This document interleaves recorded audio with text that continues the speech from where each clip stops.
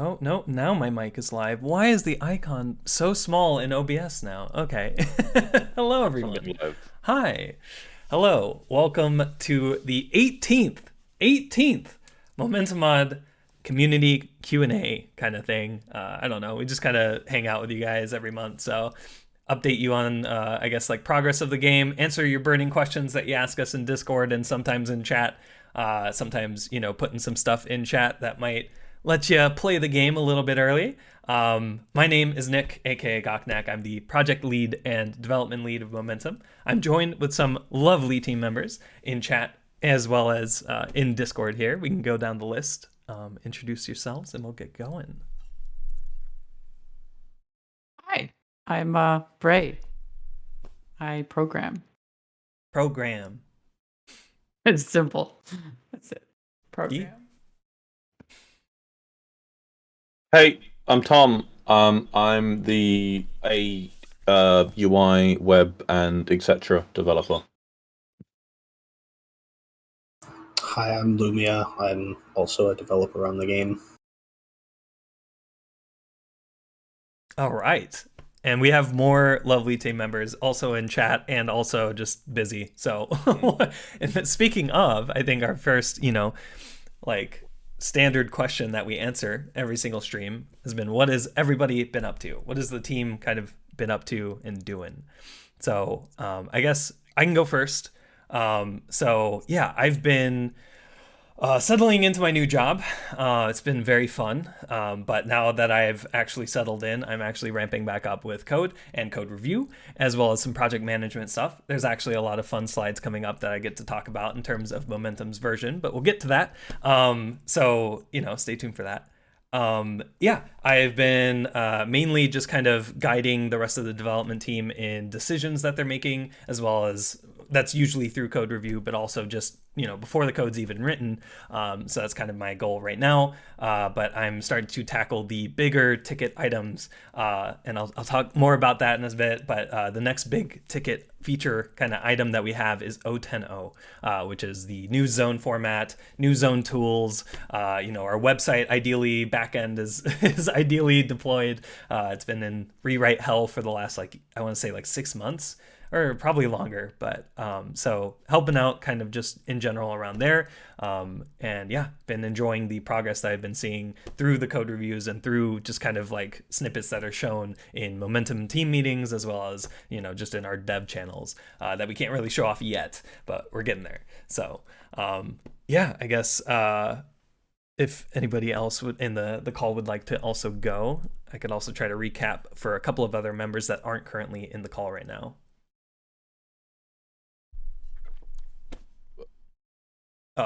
Medically, Bray's muted. I can do mine. I've been really busy this last month, so I've not been able to do much, unfortunately. I've been finishing up localization prep, which will probably bring live tomorrow. I don't want to completely guarantee it, but it's essentially all the stuff is there. But also Happy's not at his place at the moment, so I don't know if we'll announce it tomorrow, but it will be. We keep saying we're really close to doing it, and it's honestly I've had a bunch of work, and then it's been doing the whole process of bringing out all of our strings to be localized or tokenized, whatever. It's taken fucking ages. But I think we're actually all good now, so it should definitely be in the next few days. If not, you can kill me. Yell at Tom forever. Legally. Yes. So. Yeah. And then I've been messing around with some stuff. There's HUD customizer stuff that I've still got in the works. I think we showed it off last stream. Though I was too distracted by the whole fucking gorilla fiasco. It's a gorilla, yeah. The gorilla HUD coming soon. Yeah. I do still have a branch, so at some point we could have gorilla HUD. Hopefully, I'll be back over to Momentum soon. I've got a bunch of stuff I really want to work on, thanks to Plissplar, Kekski, and Redsy. And I'm not going to say, I can't say everyone now. It's just saying, fuck! So, yeah, I really want to get back to web, is the main thing, because I'm sort of the main person leading that at the moment. and we've not had a ton of contribution there, and I really just need to sit and finish this up. So yeah, we'll get there. Yeah, pieces at a time, setting up kind of core stuff. That's what Momentum being in alpha right now is all about. So yeah, I mean, I think with also the versioning stuff we're talking, so I'm completely butted in. I'm really sorry, guys. No, you are completely fine. We're about to get into that, but yeah, with the versioning stuff we'll soon talk about. A lot of that's making me really want to get over to web and work on O10. Yeah. Because we have a very, very clear picture of what we want there, and I know exactly what works needs to be done. I just need to sit down and do it. So yeah, it's just a matter of kind of getting the time and the dev, like I guess, the development time and effort onto specific core things that we can then hand off to others. But yeah, so we're getting there, and we're gonna have a lot of core systems in place. And O10.0, I'll talk about a bit. We'll set up a lot. It'll be basically a giant update for Momentum and what it means in terms of like content on the game too. I mean, O10's probably the biggest update pre-release we do. Yeah, in terms of overall stuff. We say that about every feature version. We'll get there though. 1.0 will be the biggest update. No. I think O10 actually. I guess you can make a case for 088 because of our silly current versioning thing, but I would say O10 is far bigger than like 091, which came yes and stuff, right? Like so. Yep. O10 is a lot of stuff all coinciding and finishing up at once, ideally. Yeah. Then a lot of breaking, so we'll be fixing that. Lumia, did you want to talk about what you've been up to? Yeah, sure. I've just been working on a lot of game mode related stuff, mostly just, like movement, weapons. Not just defrag. Also been working on A-hop and recently sticky jump as well. Just various things, polishing up the game modes, doing stuff that we've been talking about doing for a while now. So specifically like A-hop balance stuff, regarding plus strafe and S-taps. Also working on getting sticky bombs to be deterministic, because right now they're pseudo-random. Yep. Because that's how the physics system works. Good old Havoc. Of course, yep, and of course there's lots of stuff still to be done on defrag. Finishing up all the weapons and getting the entities and all that sort of stuff in. So lots of stuff to do, mostly game-related, game code, movement-related stuff. Yeah. It's been awesome to see the like extra bits that are gonna be coming in over these next couple of versions. So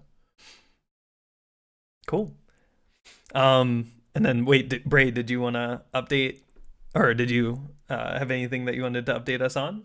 If not, I could recap. I mean, kind of in the same boat as Tom, where Bray's got a serious job like that. Yeah, it's a little strange. Like, I game programming for my job and then come back and like game programming for Momentum. It could get like a little bit much, but yeah, doing something this weekend, so that's cool. Yeah, it's all about kind of just finding the right balance. Yeah, and which will lead, I think, pretty nicely into the next couple of slides. But just before we go there, I do want to update, I guess, kind of recapping some stuff. So Rio is still working on run validation. So this is a very important part of our overall anti-cheat. Run validation is going to be making sure that your runs that you're doing make sense. So part of that, right, and part of the work that Lumia was talking about is making sticky bombs not pseudo-random, because we need to be able to play back your run that you did and make sure that the sticky bombs are going in the right places. So part of that work that we're going to be trying to I guess smooth out, right, the sticky bombs and just that pseudo-random. A lot of kind of pseudo-random elements have already been kind of fixed. Obviously, the idea of Momentum Mod is to make things consistent. Just that's a better kind of repeatable speedrun experience. You don't want every run you do to be a random kind of thing, right? Unless you're running like a dungeon, crawler or something like that. But Momentum's meant to be kind of just the same standard, right? you can rely on no ramp bugs. You can rely on your stickies going exactly where you want them to every single time. So that kind of like consistency extends over to that competitive side that Momentum's striving for. So that work coincides with Rio's. So the sticky bomb kind of work that's being done there coincides with Rio's work to make, consistent playback tool. And then past that, we have Slidey working on DX11 refactoring. Again, we're inching further and further closer to removing DX9 directly, right? We're never going to have DX9 for 1.0 and onwards. We're removing it probably sooner rather than later. We'd like to kind of fully transition over to it, which does mean, again, like hopefully you have a card within the last 12 years that supports DX11. That is kind of our hard requirement there. But again, we can't keep supporting a legacy graphics stack from 2002. We actually had an in-depth answer to that way before, talking about the benefits of DX11, I think in our previous Q&A stream, actually. So feel free to check out that if you want to hear our explanation in depth. But looking forward, right, DX11, full-fledged, a lot of great work being done there, and then there's just a lot of great work being done by SL in regards to 0.10.0. I can't really spoil it too much yet. It's really exciting. I don't want to take too much of the hype away from 0.10.0's release, so we're going to kind of keep some of it a little bit under wraps, but yeah, it's just going to be a big update. I've spoiled a bunch of stuff already. And if you've paid close attention, you might already know kind of what I'm hinting at, but there's a lot of great stuff in the works being tested right now. We even got a question about tooling, I think, in this that we're gonna talk a bit about, but and then I guess just kind of like the other Chaos devs have been kind of working on tooling as well as fixing miscellaneous bugs that have been coming in from P2CE. So it's good to get them on Sentry, which is a crash reporting, instance that we have as well. So they've been seeing crash dumps from P2C and fixing stuff like that. So that's been really good. And in general, right, like it's just slow but sure progress as people are ramping back up, like myself, as people are getting busy with the semester starting or something. It's just kind of an ebb and flow. The rest of the team, I guess, has been kind of following that ebb and flow. Like False, for example, our lead modeler is currently busy with a full-time job as well. So it's just a matter of finding the free time to kind of work on defrag models, weapon models, and stuff like that. So, there's more to be in the pipeline. Ideally, we're going to have a blog post about the art that's in Momentum, as well as like where people can help out and sign up. We absolutely love all the help that we can get on this project. Again, we're just working on this in our free time. So thank you for your patience. So so stay tuned for those, for that blog post and information there. We'll probably also have one about localization and where you can help out there too. So okay, cool. So with that idea of ebbing and flowing and people being busy and stuff, I did want to update everybody on Momentum's like versioning, right? So I am going to go, I think questions only for this because it's a little bit of some slides. So previously, I think September 2021, actually, it's been a year. So I showed this slide. People, I think it was Plar, asking, what do we, what is 1.0? Like, what do we need to do? Is it going to release in 2021 or whatever? I forget exactly what the question was, but this is the slide that I showed. And it's still pretty true, right? Like, things that we 100% need, like we can't release 1.0 without these, this is still the case, right? We still need the zone refactor. There's a lot of smaller things underneath this. The zone refactor, right, including zone tooling, as well as map porting and all of the related effort behind that. But the idea is that 0.10.0 is marking kind of just the mapping renaissance for Momentum, in the sense of like, we're adding maps, we're porting maps, we're getting all the information in line so that it's like ready for the 1.0 release, where we'll have, our map lists and stuff picked out there. And then, replay refactor, right? Like, we have more game modes that we added way before way after that we designed the replay system, and they don't account for things like weapons and, like conks don't show up and rockets and sticky bombs and stuff don't show up. So having all of that recorded into the replay so that you can enjoy people's, stuff. And then on top of that, right, enjoying people's stuff, cosmetic system, right? There's a system on top of the entire game that when you play the game, you get XP, you get the units currency, which is also our channel points currency, and you can buy stuff and show off player models and, you know, custom weapon models and stuff like that. As well as an initial learn section for people to be able to learn different parts of the game. It's very important that we release 1.0 with some sort of tutorial. We can't just drop 1.0 and expect it to kind of get traction if people don't know what the fuck they're doing. And we're pointing people to like YouTube videos and stuff, right? We can't have that. So we're going to have an in-game learn section. It's currently up top. It actually is in the game currently, but it doesn't really work until you enable mapping mode. That'll change in the future. We're going to have official kind of integrations with it, but for now it's in-game and in dev kind of. And then, you know, the last kind of update 013 being the anti-cheat, as well as, you know, getting the rest of the release ready for going there. And then now obviously these things in the middle column would be nice to have going through. But I actually wanted to update you guys because a couple of things have happened since I showed this in a year. So in terms of Panorama took probably around 9 months, 9 to 10 months to port. So keep in mind, this was basically completely redesigning our UI to be in Panorama. It's taking existing things, right, in VGUI, maybe existing workflows and stuff like from the UX, but completely redesigning it in a completely new framework with new scripting, new design language, basically. Like we use XML, we use JavaScript, we use SAS, CSS. So we have a completely new system that we had to effectively rewrite everything in. So it did take a little bit, but it's worth it because now we just have Panorama. There's no VGUI at all. We don't have to worry about, you know, partially, you know, doing anything. It's very nice, which makes the next version, the zone refactor that we're currently working towards, very, very nice because the zone tools can be in Panorama, and just every tool kind of that we're implementing now can be in Panorama. We don't have to worry about making 2 versions or like the people that are still on VGUI or whatever, right? So that's pretty good. Now, I also highlighted initial learn sections because, yeah, that actually could be done in parallel with mappers working on the individual like game mode learn sections and just kind of outlining what should be taught, getting the proof of concepts in place, which we've kind of already showed off. And then kind of going into that middle column, the localization, when I talked about it just needs the people, that is really just people translating and testing it in the game. Does it work? Does it feel good? Does it, you know, overlap or whatever? You know, does the UI properly fit the, you know, different characters that each kind of language uses? And then defrag, we got Lumia NDA pretty much like the month after I showed this slide. So defrag is in the game. It's going to be in the game. It's going to be in 1.0. And so that's already done, and that's pretty good. Tricksurf is technically also kind of done. It just needs web work, so whatever. That's still kind of white there. And yeah, bonus leaderboards are coming down.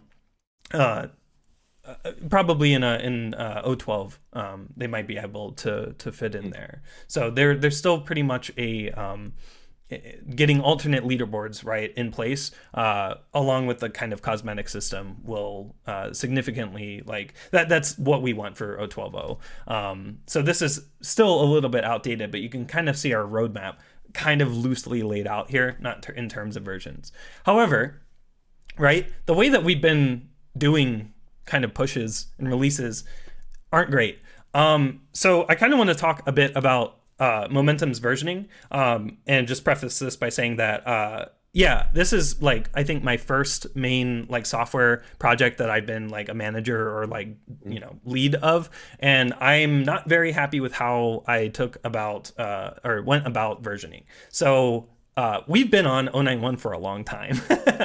We've been, you know, we were on 090 for a long time. Like there's a lot of kind of public sentiment around, you know, if you're on like your public version that you kind of have, you know, displayed everywhere is really what people should use to gauge how the project's going along, right? And so recently, you know, like even up until this week, we've been following this kind of pattern of like, oh, we're still on 091 because our 092 board has all of these cards that we need to get done. But there's also a bunch of like miscellaneous stuff that gets added. Like, mouse interpolation wasn't really a tracked card for 092, obviously, but it was added in like 091. And obviously these hashes, right? So the idea was that, oh, we're on 091, but the hash is like another version qualifier of like what we're doing. And then we added the changelog channel in Discord, and then we're also pumping out the changelogs to Steam on the playtest. When you get access to it, you'll see it in the library, which is pretty good, but it could be better, right? Like this could be better. Like the fact is,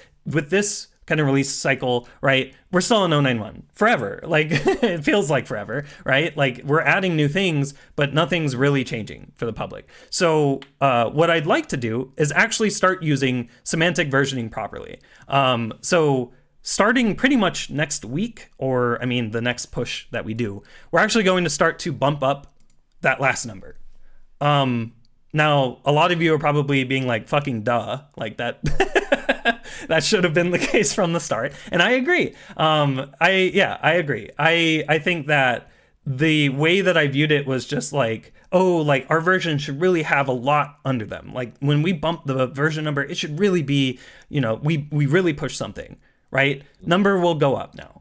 The idea being that with the flexibility, I've kind of hinted at this in the earlier, parts of this stream, that there are people that are busy, that get busy very randomly. There are people that don't want to work on panorama-focused, bugs forever. They want to work on maybe a new entity because it's a nice break from the monotonous kind of like same kind of like work of just only panorama.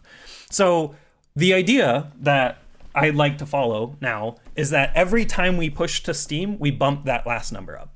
Usually that last number. Now, obviously, we're going to be working towards 010.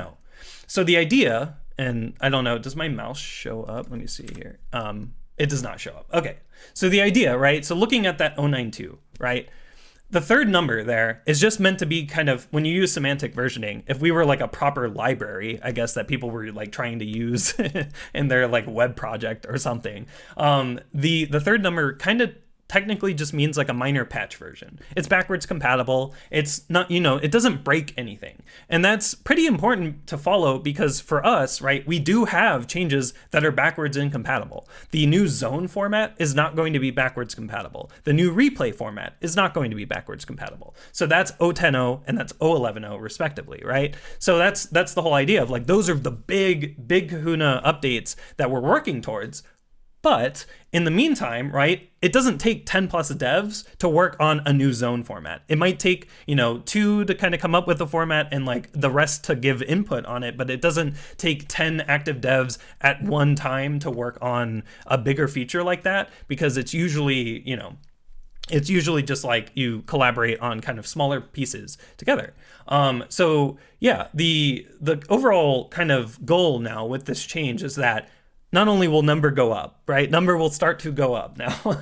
And so we're going to be like incrementing the minor version, however long it takes, right? Each push that we do, we're aiming for a weekly push.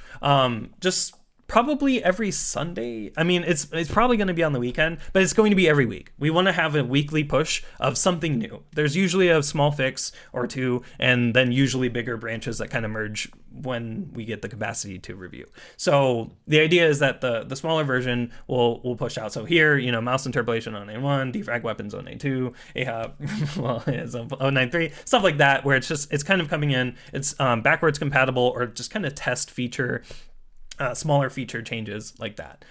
Meanwhile, my role as dev lead will be able, like what I want to do is focus on 010, 011, focus on reviewing the changes that will be going into 092, 093, 094, etc. But focus on just my actual dev work is going to be spent on the big kahuna changes that I keep saying, right? The big changes, the zoning update, the replay update, the verification system, like all of that bigger stuff I want to spend my dev time on as kind of just project and dev lead to help kind of shape the bigger kind of architectural or like web architecture kind of stuff. Like that's kind of what I what I like doing as well as what I should be doing as a dev lead. I can't be doing smaller cards and then, you know, like like I feel like, you know, we'd be in release limbo if everyone was just doing smaller cards or you know, just not really focusing on the bigger picture. So with this change, right, we have 092, 093, but while 092 and 093 and so on are being worked on, and I'll review those changes, I'm going to be working on 010. So the like quote unquote like next version that we're going to be like kind of advertising like what we're working towards will be 010. In this case, right? Because we're on 09. And then we will have a project board for what's going in 092, just so that we have like an internal tracker of like, okay, these were the GitHub cards that we pulled in. And then that way we can also automate changelog generation. So you guys can get juicy changelogs that you guys all read, right? From start to finish. But yeah, anyway, the idea is that we have those changelog posts in Discord and Steam as well. And then number goes up. So you guys, hopefully, you know, the public gets a better impression of progress, because right now it's been on 091 for how long, right? Like we've pushed how many things that have been really amazing, but also just like not talked about in terms of like actual, you know, feature or getting like the love in the blog posts, which actually brings me to blog posts and this last slide here. We're still making blog posts for those OXO versions. So 010, 011, we're also still going to be making blog posts for things we'd like to highlight. So for example, Rio's mouse interpolation fix, which actually adds the, you know, it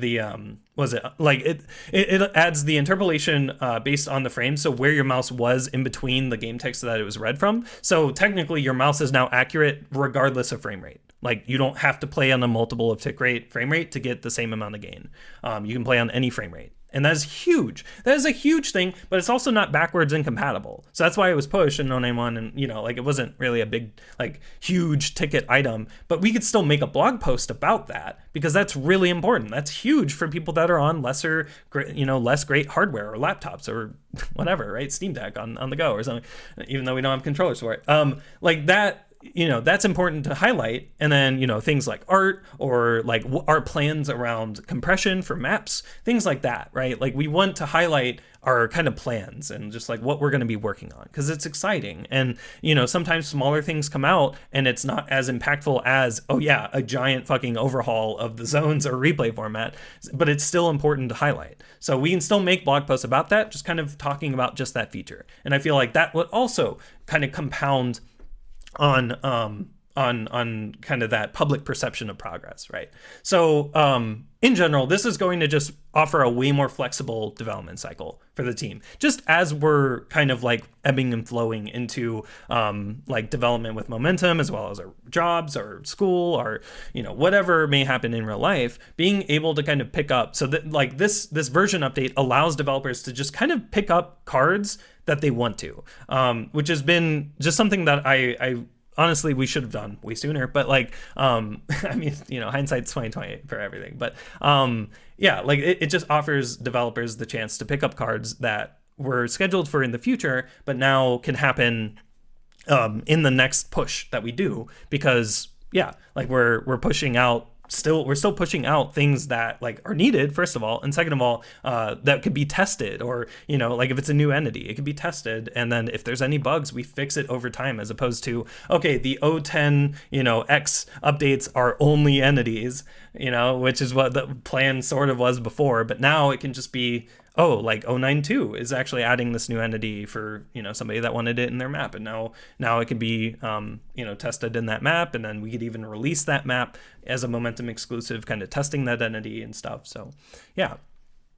So the overall goal here, again, is just being more transparent with our progress, because again, the playtest is very selective in the sense that we aren't opening it up to everybody, not yet at least, and that we want to make sure that we're getting the right amount of testing for the right amount, you know, of people that are being let in. If we let in everybody, we get the most amount of testing right now, and then it starts to taper off. I know it doesn't mean that everybody will leave. It just means that we would love to kind of trickle people in so that we get testing over time. And when I do see some questions about when, you know, 1.0, when it will be completely public, and the answer to that really is when we hit 1.0. And there's no date, there's no deadline, mainly because, first of all, I can't set one. I legally can't. Like, I'm not going to be able to enforce it. Like, I can't tell the team, all right, 1.0 end of the year today, starting today, right? Like, there's like, everybody would probably leave the project if I did that or tried to force that. So for the most part, right, like the progress that we're trying to show off here is just incremental progress, like things that, people have requested, bugs that kept popping up or something that we're fixing. Getting that more transparent progress out for all of you guys to enjoy. And then obviously, for those that are enjoying the big blog posts that are talking about the massive changes that we're making, or like massive strides that we're making, or just the small kind of focused feature like feature articles and things like that, getting those snippets as well. And then of course we have the team showcase channel in Discord still, so things that are visual that don't really need a blog post, it'd be good to kind of maybe just get like a screenshot or video to kind of show off what could be coming up. We could use the team showcase channel in our Discord, and then just kind of tying it in with our Steam user base as well, people that are wishlisting the game. So just another note too about this progress is what's unfortunate is the playtest and the main app ID, or the main like Momentum Mod app that you see like on the Steam store, are two different app IDs. So the idea being that we have updates for both games is a little annoying, because right now, right, the main game only has our Q&A stream announcements, where probably a lot of people are coming in to the stream to watch, but our playtest doesn't have a store page. Like, we can't, like, you can't, like, that's the reason why it's a playtest. It's like, it's really weirdly set up, but it doesn't have a store page. So like all of the updates and stuff are usually when you click on the playtest and see it like in the library, basically. So yeah, it's a very limited kind of progress there. We could start to do it for the main app. The problem is you guys aren't on the main app. So like it won't show up in like the update notes or whatever. It's really annoying.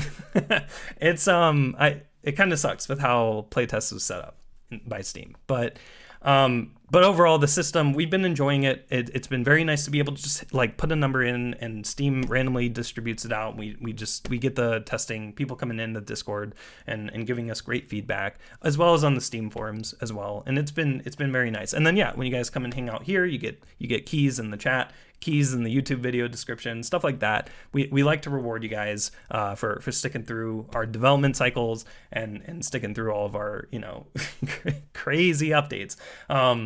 Again, at the end of the day, we're really appreciative of everyone's patience, because we know we want to play, or at least I do. I want to play this game. That is why it is like making me work on this, is I want to play something like Momentum. Like, nothing like it exists. I want it to be out so I can play it, like, is why I'm working on it. So I am appreciative of everyone understanding that these things do take time. We're working on this completely in our free time, completely for free. Although you can donate, if you do want to financially support us, you can also sub to us, ideally with a Prime sub on here. That kind of stuff supports us. It all goes into a team pool, and we get like new computer hardware. We built Vortex a new computer, so now we're gonna get fucking awesome like particles and stuff. So yeah, anyway, like, that's a bit of rambling there, but the idea is that you're going to be seeing number go up, and hopefully, right, we're a little more transparent about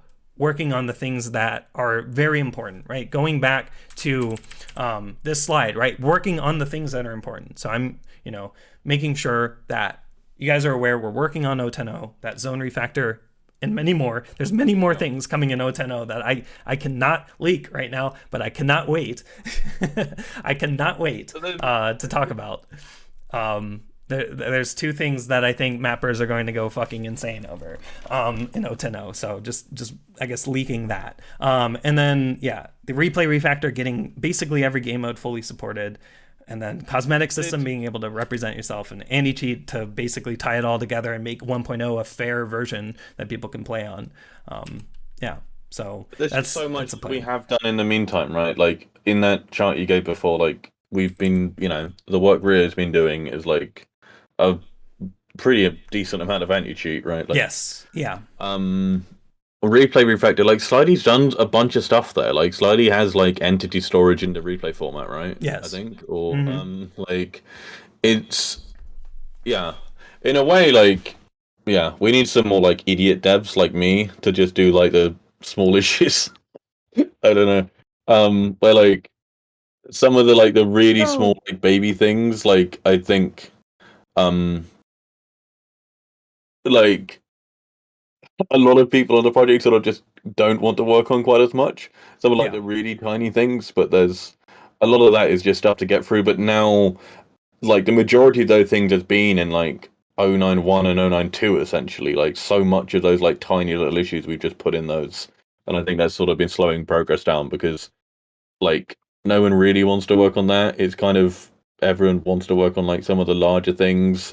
Yeah. So having it a bit more flexible where all these small things that can be kind of done whenever, like get a bit more flexibility, just makes so much sense. Yeah. Especially with the workplace situation that we're, or you know, the team's kind of work ethic, because it really should be just like things that speak to the devs that people want to work on. You know, obviously the bigger things are exciting too, like the replay refactor, the zone refactor, the verification system, like all of that is extremely exciting because it's kind of greenfield. We're like tackling a problem that is important while also being a completely new thing. It's not tying in with a feature or requiring any, you know, monotonous like panorama work or something like that, right? Like it's all exciting stuff that will also go into the game, like for 1.0. So yeah, it makes more sense from a kind of managerial standpoint of like I only focus on 010. I'll push updates every week, right, for the 09X, you know, like the 09X updates, 010X updates, like all of those will be coming every week. And then we're also just making sure the public's aware that like this is what's going into the game, right? Like this is, and then, you know, when we make those blog posts, talking about 010, right, for the OX, right, when we make those blog posts, we can show like, hey, here's all the versions like 091, 092, 093, like here's all those things that were added like for each of those versions. So I think this is it's a much better, way more flexible development cycle for the team as we kind of gain and lose dev time, and just way more transparent progress for you guys, because that is just a great way. Yeah. I'm interrupting. I'm sorry. No, it's just. I was just going to say. Oh, you say. Oh, okay. I was just going to say the blog. The blog post is a great way to like actually expose a lot of the work that team members doing stuff behind the scenes, like to really talk about like the kind of stuff they've been doing. Maybe we can like prod SL into doing a blog post at some point, because stuff he's done has been absolutely astonishing. But sorry, that was just a random point. No, it's blog posts are very, very good for that public visibility of progress. So yeah, it's and so, or public perception of progress, the triple P. Anyway, so so that is the kind of versioning update. Going back to that. Hi, we're back. So yeah, that was a bit of an update. It took like 30 minutes. Who cares? Anyway, it's good to kind of share this with you guys, because again, it is very disheartening to be like, yeah, this is like a lot of great shit in this update. We're still on 091, and it's like, oh yeah, so what's next? 092 and 093. The progress we have done and how far we actually are to like, if like people think that the work we've done in like 090 and 091 are reflective of like 010, 010, whatever is going to be like that as well. Like that's just not like remotely like what we have scheduled. Sorry, one thing I just want to say is I've dropped all the keys in chat now, so I'm not doing any more keys. Or none of us are. We're all like in cahoots, so no more keys. Not to be mean, it's just we don't want all of chat just being about keys. So. Gotta get here early. Anyway, there's always more. For those of you that have not signed up for the playtest, make sure that you do sign up for the playtest on our Steam store page. Especially if you do it, you know, apparently people get in very recently. I don't know, like people keep saying that they signed up and got in the same day. I don't know how that works, but anyway, randomness, right? Steam support, please respond. Shall I read the questions, by the way? Yeah, you can read the questions. But I just wanted to note that we do drop 50 a day currently, and then once we hit 010 with the new zone format, it'll be 100 a day. We're talking about 100 a day, and then we'll do a big drop at that time as well. Exactly. So when 010 drops, that's yeah. We'll drop all 10,000. So much better in 010 because we'll have so many more maps, which is like the main thing, and we'll do way more queues. So. And then there are roughly 14 to 15,000 people in the queue right now. Again, 50 doesn't really. I think once we start dropping the 100 a day, that will start to chip away at the actual daily signups because we still have low, like Yeah, it is deliberately low, but it's also not taking away from the sign up rate. So it's actually it's a net gain of people being signed up and put into the queue right now. But once we, I think, get over to our 100 a day drop at 010, it'll start to chip away, and like the people that are signing up will hopefully slow down or be in the game. So right, so and then again, keep in mind at 1.0 completely public, right? Like there's no way to pay to get access or anything. 1.0, the game will actually be good. Yes, which exactly. That is exactly the where point. all your times are getting wiped and stuff is kind of jank. So as cool as our game is now, and it's pretty good, it's all right. But like when the game is like actually something that is worth like, I will put hundreds and hundreds of hours into this game. Okay, I already have hundreds of hours. Most of it's dev, but like just actually sitting down and playing the game, I'm going to be playing the shit out of this game probably for the next decade, right? I'm not interested in like actually playing the shit out of this game until we'll have Kitsuna too. Yeah. Yes. I mean, yeah. We'll have every map that you can possibly think of, we will either be adding as ranked or unranked. So if it's playable and completable, it'll be in the game. That's the kind of goal. What we do right now is about scaling and stuff so we can support a shitload of maps. Yes. Ridiculous number of leaderboards in every map. But that's what loads of our web work is about right now. So that's absolutely a thing. Anyway, should we do questions? Yes. It's been a bit. So thank you for sitting through that. Just wanted to update you guys. So when you start seeing 093 and 094 and 095, don't freak out. That's why. For money for all our work, there's our open collective, which you can find in the FAQ in our Discord. But let's move on to questions. Yeah. I think ! Donate too. Oh, maybe. Do we have like a little? I think I added that.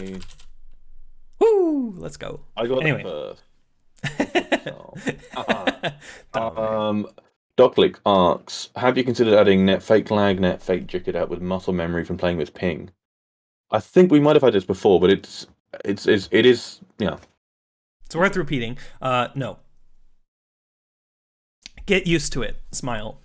That's basically the TLDR. It's really gross to do in our game, especially because we don't have a client-server distinction. Yeah. Which I guess is maybe what you do there anyway, but like, it's, again, like, we have so many players from... I presume most of the people talking about this are from Rocket Jump and Sticky Jump, maybe Conk players, but essentially a game where you have an entity that's handled server-side. It's something like it would be a bunch of dev effort to add something that's only really there to like act as a sort of go-between with people playing on either games. Not that we're trying to destroy other games, but I mean, come on, when Momentum's out, like no one's going to be playing like on fucking what is it, the Sticky Jump on TF2 or whatever. With zero ping, it's such a massive difference that like. It doesn't make sense for us to put a bunch of dev time into supporting fake lag for when you play the game without lag. It's just so much better. I appreciate there is muscle memory stuff, but it's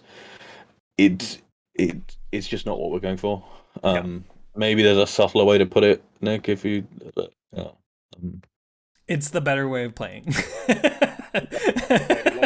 Very subtle way of putting it, of just get used to it, because it is, from the people that have converted over from ping, they have said that it's hard to go back to playing on ping because it's a terrible feeling. So it is worth getting used to, because again, this game is coming out and is going to be a thing, so it's like you're getting used to it now. You get a little bit of a head start.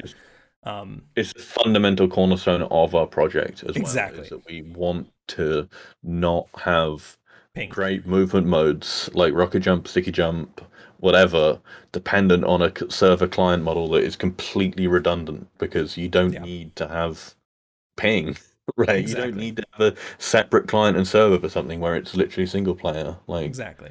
As long as we can do anti-cheat, okay, you don't need it. Yeah. So yeah. And again, we do respect muscle memory, but again, we can't cater to that, and it wouldn't help you anyway. Like you're going against people that have that no jitter or that are gonna be better off anyway. So just definitely takes a bit of time to get used to, but in our feedback that we've received, it has been pretty much unanimously good about just being better. So and that's part of the essence, part of the draw of Momentum. So all that single player. So. Any other input for Doclic? Question. Okay, thank you so much. We'll move on to the next one. Arc, I don't know what this means. Did you manage to delete the coconut? We tried. It just our compile started failing. No, yeah, Lumia, you can jump in. Yeah. So a while ago there was a thing going around in TF2 communities that there's a file in TF2 called like Dutch or something. Coconut, it is actually in TF2, but it's not a JPEG, it's a VTF, and it's a particle effect that's used for like a certain taunt or something like that. Yeah. And if you delete it from TF2, your game's not going to work because you've messed with the files, and the anti-cheat is going to think that you're like trying to get an advantage or something. Yeah. But yeah, it's not in Momentum mod, so I successfully never had it. Yeah, we deleted the coconut by never having it in our base file. Yeah, wasn't it proven to be like false too? Like it's literally just the particle won't work if you delete it. I think it was just like was it like fairy tale or whatever that like if you remove the coconut, your game just never boots again. Yeah, I mean I think it's packed into a VPK, so the only way you can remove it is by modifying like the game's files, and so it probably wouldn't like that. But like the game itself will still run. I think it just probably wouldn't let you connect to secure servers. But one similar issue we have had is we tried to delete the chickens from CS:GO, but they're actually too tied into engine. They're actually written into tier 0. But we can't get rid of them. They're actually particle effects, believe it or not. It's pretty interesting. Yeah, it's like they're temp ends. But yeah, pretty funny. But yeah, I was gonna be like, I was gonna make another joke about this of like, we don't know where it went and then have it like on the slide or something, but I just figured that was too much effort. It's just, too much effort to put a coconut on the slide. Google form. Yeah, just like be in the background for like 10 seconds or something. Anyway, but yeah, so a little bit of source fun tidbit there, but thank you, Arc, for this question. We'll move on to the next. Disres asks, do you have anything planned for Momentum mod when Valve releases Source 2 for CSGO? This is a good one. No, because we're not going to have it. If we did, we don't have the manpower to convert to it. Yes. Yeah. No, that's pretty good. Yeah, the nicest thing about Source 2 is obviously its rendering and its new hammer. I think those are like the biggest benefits. The new hammer with the new map format leads to I guess that new format where you can import the entirety of Paris into your map or whatever. But the main thing to keep in mind about CS:GO getting Source 2 is if they update the partner repository to have Source 2, we could pull in parts of it. So that is still an avenue that we could take of like, oh, how did they do their new renderer? Because we've been interested in rewriting Shader API. So if we get that code, we could take advantage of that. If they push Hammer, the new Hammer, we could take advantage of that. So there's...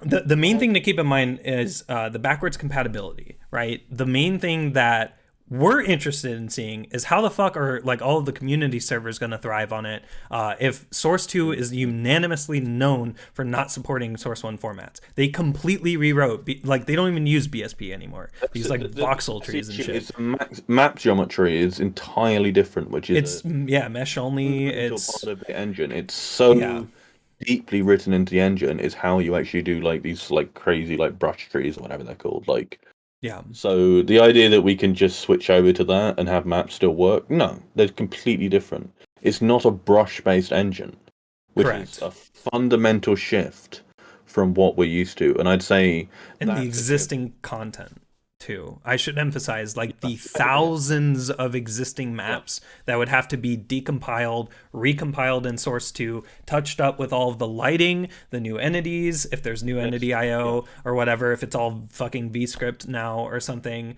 There's all of that like porting process. And then on top of that, we have XB Man even talked about the mapping tools take fucking forever to compile a map. It takes like 8 hours to run like final VViz. Right? They're on some crazy fucking cluster system. And Valve takes advantage of their own hardware, which for sure. I'm sure if you spin up a cluster you can render a map in an hour. But like I frequently make jokes about how we're gonna port VRAD to the sound card. It's practically like that. Like the times is like so slow. But... We actually have a question about ray tracing coming up. But and then the other angle to take on this too is how does Momentum Mod react to, because again, CSGO is going to get Source 2. They delay giving us CSGO update code, for a while. It's usually pushed whenever somebody at Valve. I don't think they'll give us Source 2, but if they do, it'll be a while. And then we have to figure out how does that format change affect the engine? Could we just do a panorama and take parts of the engine and just update our tooling, get Source 2 hammer to output Source 1 maps or whatever, like whatever it might take, look at that kind of stuff. We could try to evaluate, but in the aspect of Momentum stays on Source 1.5 or whatever, and CSGO gets Source 2, I'm interested to see, again, talking about that backwards compatibility, are community servers fucked for a while? Like, do they have the backwards compatibility with old BSPs, with the old lighting? Keep in mind the old lighting passes, because there's a bunch of new data now in maps that Source 2 takes advantage of for the beautiful lighting that's in it. It's also why it takes 8 years to compile your map. It'll be interesting to see. But in the end, you're still playing on CSGO. You're still connecting to a server, playing maybe on 128 tick. I don't even know if that fucking matters for serve. I mean, there's 100 tick servers, but whatever. Like, you're still under the kind of like problems that Momentum is trying to solve. Momentum is a single player game that does not require any multiplayer connectivity at all. You don't have any ping when playing any game mode, and you can play more than just surf and bunny hop and KZ. Well, eventually KZ. So, like, Source 2 would be nice. It would be very nice to kind of see how the engine works, maybe refactor some of our engine pieces to better fit it, because, again, it is a more modern Valve code standard, which is, we're dealing with fucking gold source code at some instances. So it'd be really nice to see kind of, if we do get access to it, what we could use from it, but we would never probably go full Source 2. Again, we also aren't targeting VR, which I think a lot of Source 2 was kind of focused on, so we'll be interested to see how much VR shit is embedded in the engine that we'd have to like kind of abstract out or pull out. So there's a lot of like extra work to be done if we even get access to it. That's a huge if. I don't know if they'll just have a separate branch for Source 2 CSGO that they just won't let us use or touch because we were licensed for Source 1.5 CSGO. Who knows? So again, we'll be talking to Valve. We have the ability to talk to Valve, which is very nice. We will not abuse that, but we have asked for Source 2 before. They have said no, very politely, multiple times. So, that's as far as we've gotten there. So I'm assuming, using that kind of same logic, they're probably not going to give us Source 2 as well, which means CSGO gets fancy hammer, right? But other than that, we'll just see how the community enjoys using it and making maps and porting their maps and how long servers are going to be down for. It's going to be like the Dota 2 Reborn. Like there's going to be a separate branch for a long ass time, which probably gives a lot of these like servers time. But again, it's so many maps. Like there has to be like an automated conversion tool that they're going to have to make for like these community servers. That or Valve is banking on us releasing and scooping up. No, I'm just kidding. When it comes to that kind of like goal, right, we're going to be focusing on just the core features that Momentum offers. And so again, CS:GO Source 2, really beautiful, runs kind of terrible on older hardware or whatever, or maps are like 800 megabytes and up, right? Versus like our focus of making maps as small as possible, compressing as much as possible, making sure that, people can play on all different kinds of maps without certain assets, things like that. So we have different kind of goals in mind, and Source 2 would help amplify it, but we would most likely not get access to Source 2 and just go with our gut of like how we're or just go with the flow of how we're developing right now, and make Source 1.5 even better, right? Like just even better. DX11, right? We got some awesome Hammer related stuff coming soon. Cough cough Linux, cough cough. But yeah, there's a lot of great stuff cough coming. Cough. Yeah, coming in the. Or just cough cough. Hammer cough cough. Hammer cough cough. Yeah. Anyway, yeah. So, any other input for Disres' question here? Okay, awesome stuff. Thank you so much for the question, Disres. We'll move on to the next. All right, I'm getting distracted. Ark. Oh, for God's sake, the Portal stuff's so bad. With Portal RTX and the RTX remix tools, is there any possibility of ray tracing coming to Momentum? Can I say a little bit first? Yeah. Go first. Yeah, I was like. So I don't know a ton about the like source to rendering pipeline. I know a bit about like the more like core sort of rendering, like shader programming side of stuff. However that system is doing it, there seems to be something quite interesting that NVIDIA is putting out, where they're saying that they can take DX8 and DX9 games and do some kind of pipeline thing if they have some specific technology that works. So I'd love to know more about that.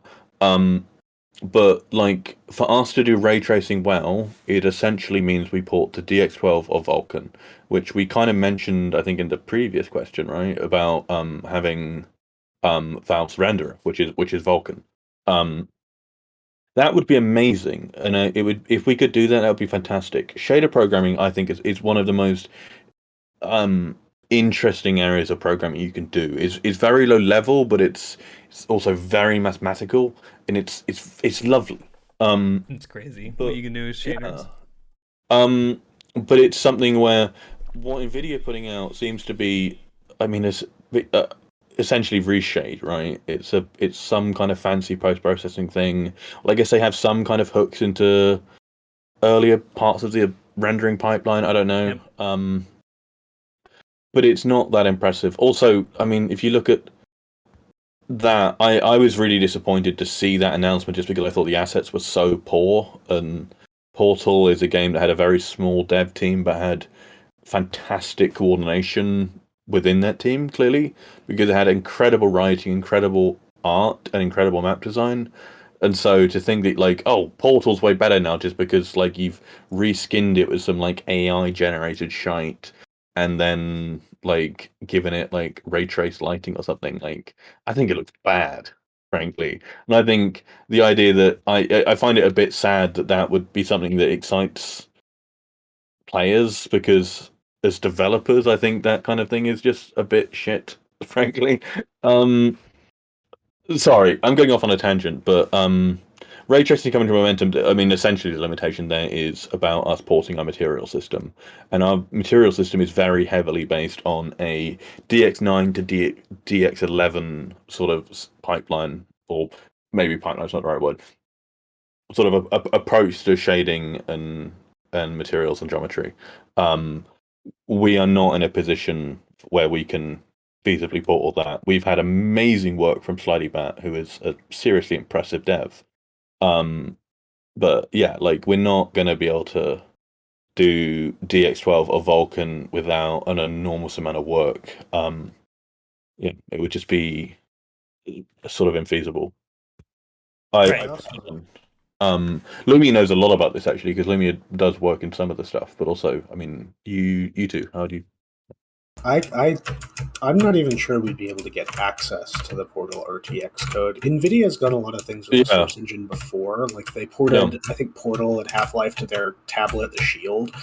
I don't know how involved they are with Valve. Like, was it a Valve NVIDIA co-op effort? Was it all NVIDIA? Does Valve even have that code? Like, I mean, Valve doesn't have access to our code. I mean, we would give it to them if they ask, but it's not like Valve can just they don't just have a login to our servers or whatever.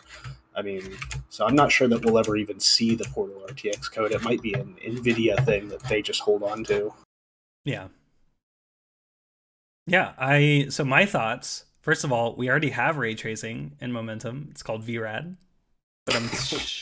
But when it comes to RTX integration, it's a little spooky because RTX Studio in particular, for those that didn't watch the I guess explainer video, it does Tom talked about it. It hooks into the renderer, scans all of the assets, uses AI to upgrade art assets, so that's gonna go just perfect for all these nude mods I'm about to make. Anyway, like it upgrades all the textures. That's why it looks like shit. There's no artists involved. It's literally just probably somebody just importing everything and upgrading. So it looks like somebody's first Blender render of like Portal. It was off-putting.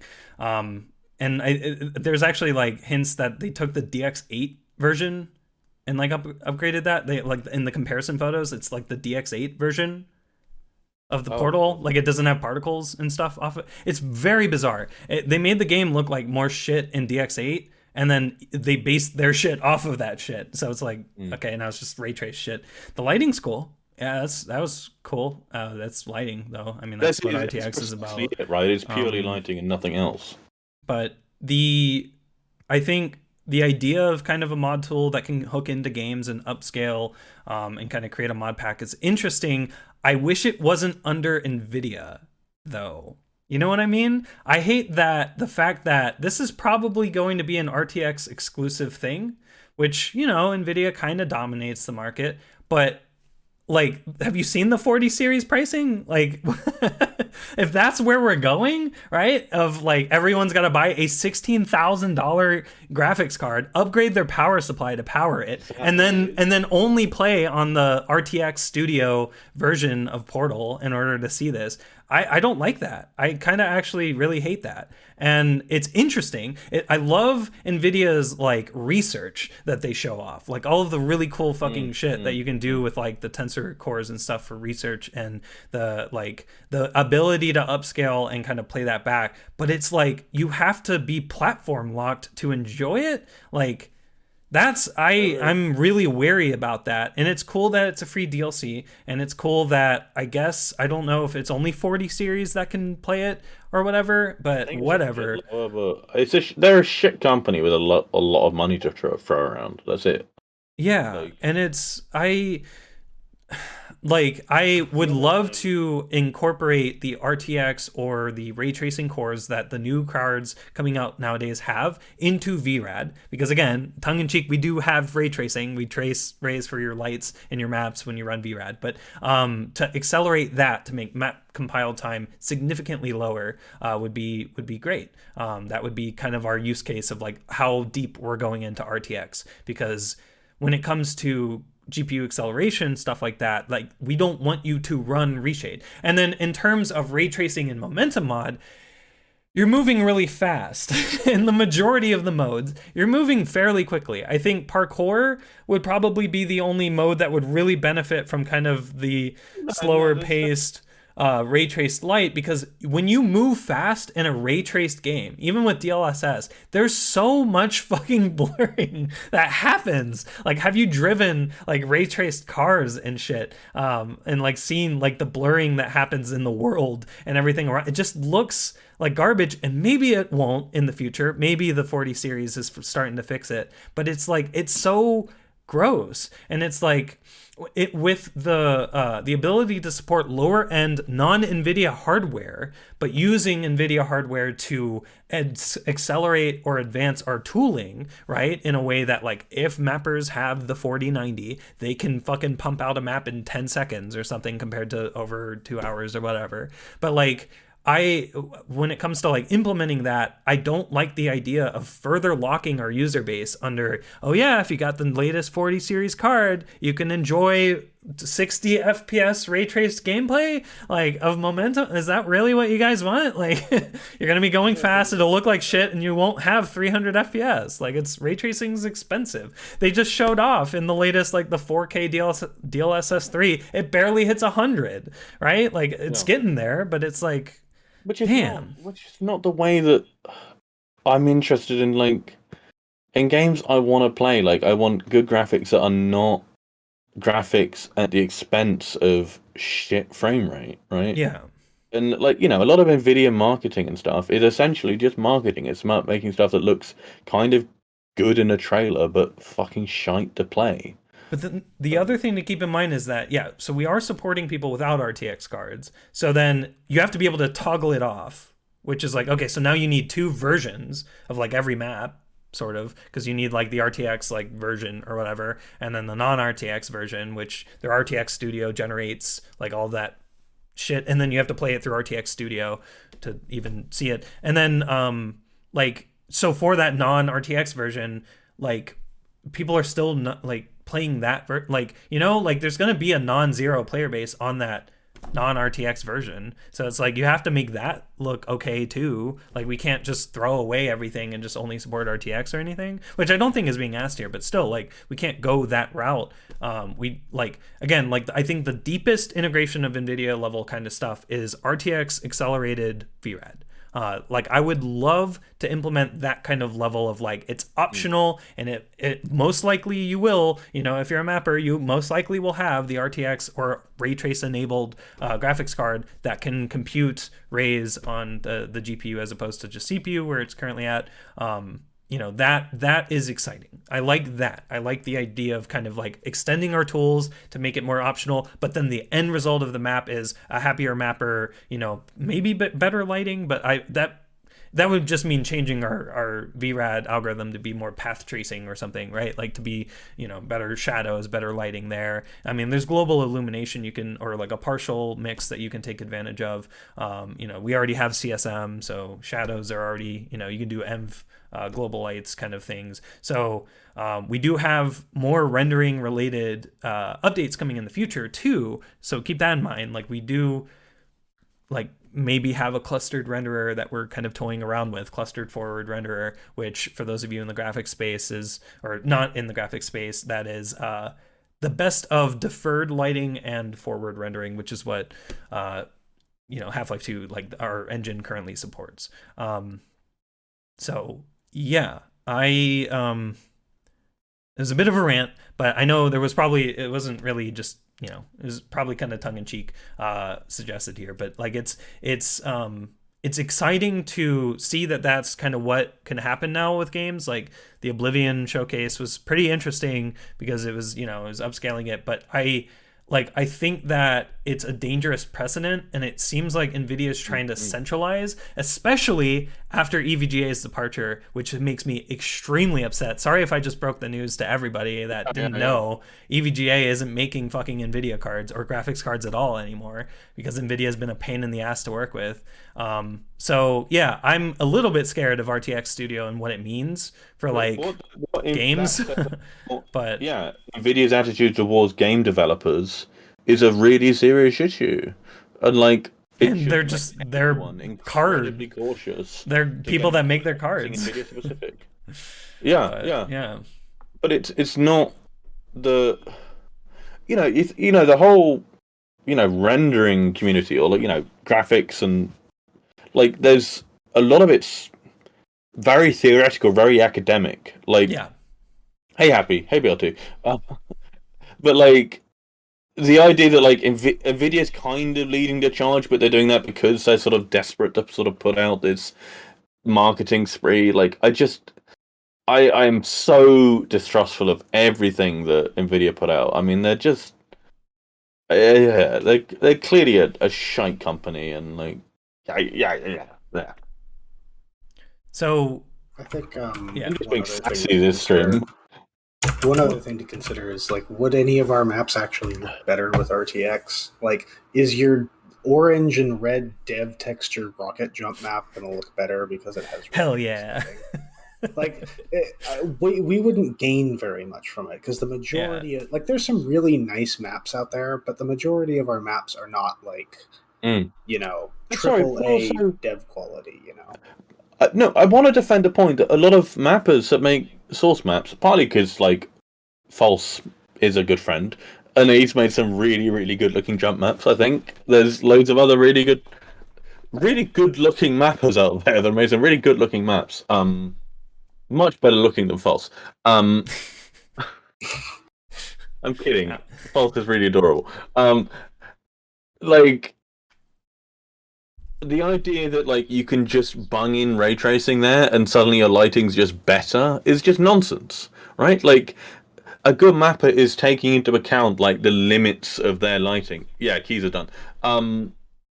So like you can't just say, okay, I'm just going to add ray tracing, suddenly everything's better. The person that's designed all the lighting for this map has, like, meticulously gone through, added lights specifically for the game build that they're on. So, like, it's just nonsense to think that you can just enhance stuff with. It's a similar prospect of upgrading the source too, because again, the map will look significantly different with the better lighting or VRAD 3 or whatever, right? That they have.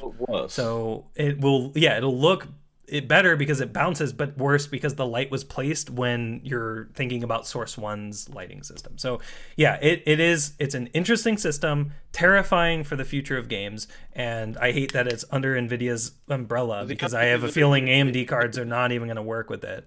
And then we're going to look into enhancing VRAD to support RTX, or just a generic ray tracing like extension of Vulkan or something. That'd be cool. Like we'll figure it out, because like we do want to have graphics accelerated hardware, like hardware accelerated tooling like that, obviously. But it's just going to take dev time and investigation, and we'll see how that is. It's not going to be as simple as RTX Studio and Hammer, and then like voila, you're just playing RTX Studio now maps or whatever. Ugh. Anyway, was there any other non-NVIDIA rant comments that we wanted to add to this? I'm sorry. It's all good. It's all good. I mean, it's kind of frustrating thinking about like if that's the beginning of the end, right? I'm terrified to see what gaming will look like in 10 years. Especially for artists, it upsets me for fucking artists. It's so okay. I got so annoyed I hit my glass. Okay. Moving on. Okay. Thank you, Art. Yeah. This is a good question. What are the advantages of having a native Linux build instead of just going the Proton route? We got BLT. BLT can take this one. Yes. Please in voice. Yes. Oh yes. Yeah, I guess, I mean, there's like two kinds of reasons. Like, I mean, of course, I have some egotistical reasons, right? So, I mean, I'm on Linux, and I want to use my development environment. And obviously, if I'm gonna have to use some weird, like, I don't know, Windows virtual machine setup, I don't know what, that's gonna be really annoying. And I mean, I joined the team basically also for the Linux angle. So I mean, it would. I don't think I would be very happy with that if we just went on Proton. Yeah. But yeah, I think there's also like more general reasons, like for example, the I mean, it keeps everything a bit more honest. I think there would be many instances where we would just lazily use some Windows API function or anything for specific things, and I think it's just like as a matter of abstraction, it's just better if we use SDL in places where you could just use the Windows functions directly. Right. And yeah, just in general, just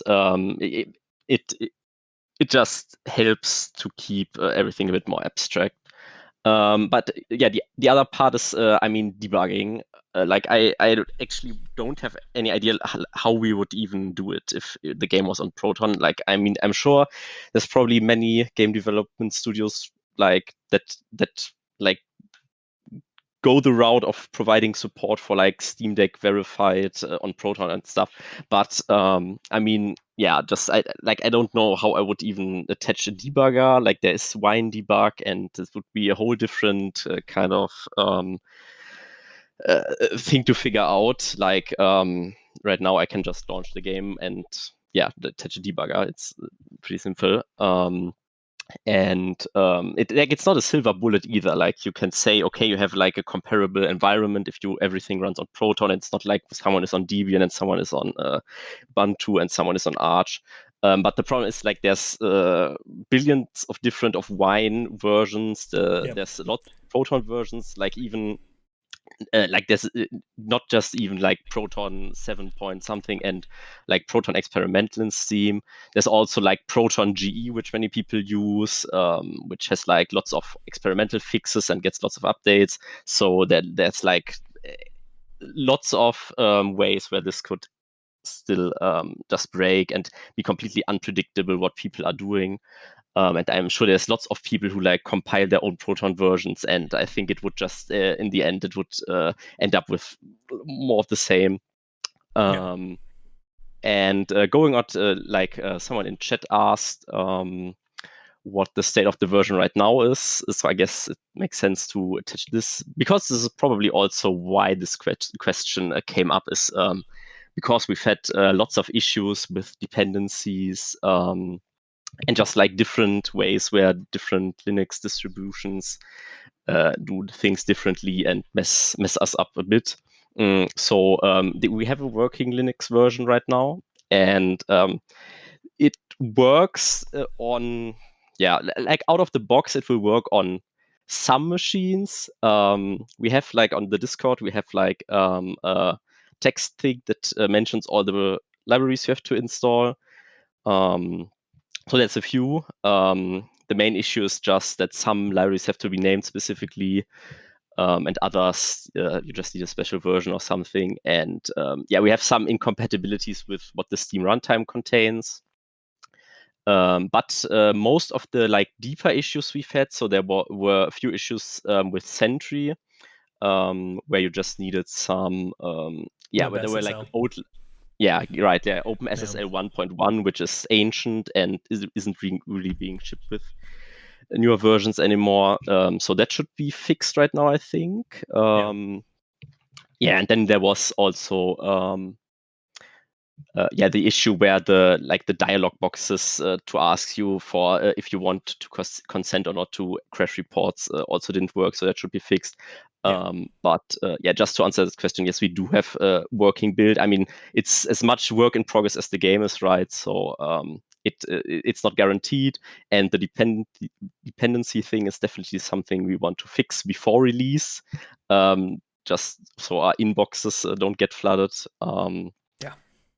And so that's pretty much what I had to say. Yeah, well put. Yeah, I wanted to circle back on a couple of points here. So just explaining what Proton is for all the Windows gamers out there. Oh yeah, sure. So Proton is a bridge. Basically, Valve created it as the bridge for the Steam desktop to be able to play Windows versions of games on Linux. So like you have like Mint or Ubuntu, right? Like you can play, you install Steam and you can install your Windows versions of games and try to play it through Proton. It abstracts out rendering calls to OpenGL. It abstracts out system calls to Linux system calls, a bunch of different things like that using a program called Wine, but don't worry about that. So it basically is just an emulation layer. And with that comes a little bit of overhead, if you kind of think about it, right? Like, so it's a bit of overhead. So what I see is Proton is phenomenal, and I'm really glad Valve is making it for the dev teams that don't have any native Linux devs. For people that, or older games in particular that don't even have active dev teams anymore, right? That only work on Windows, right? It is a great platform that lets Linux specifically Steam Deck, which runs on a flavor of Linux, right? Enjoy all of these games that are out or have come out before and don't have Linux builds. But yeah, I'm very glad that we have a native Linux build. You know, a goal of mine, I don't want to go to Windows 11. So like when Windows 10 hits end of life, I'm going Linux, and I'm hoping by then, you know, Linux desktop is a little bit better. But by that time, right, I want to jump over to Linux, and having a native Linux build is just part of that. So BLT touched on that too. And yeah, and so I think that having these two versions, having a pretty even split kind of dev team of Linux and Windows to ensure that we have a proper build on both is a really great like opportunity, great situation to be in, honestly, for our dev team. It's a luxury that a lot of even AAA dev studios don't bother, even though they have like a lot of people use like Unity, and there's literally one click to compile for Linux or something, right? Like it's like an export button, you know, from the editor to make a Linux version or whatever.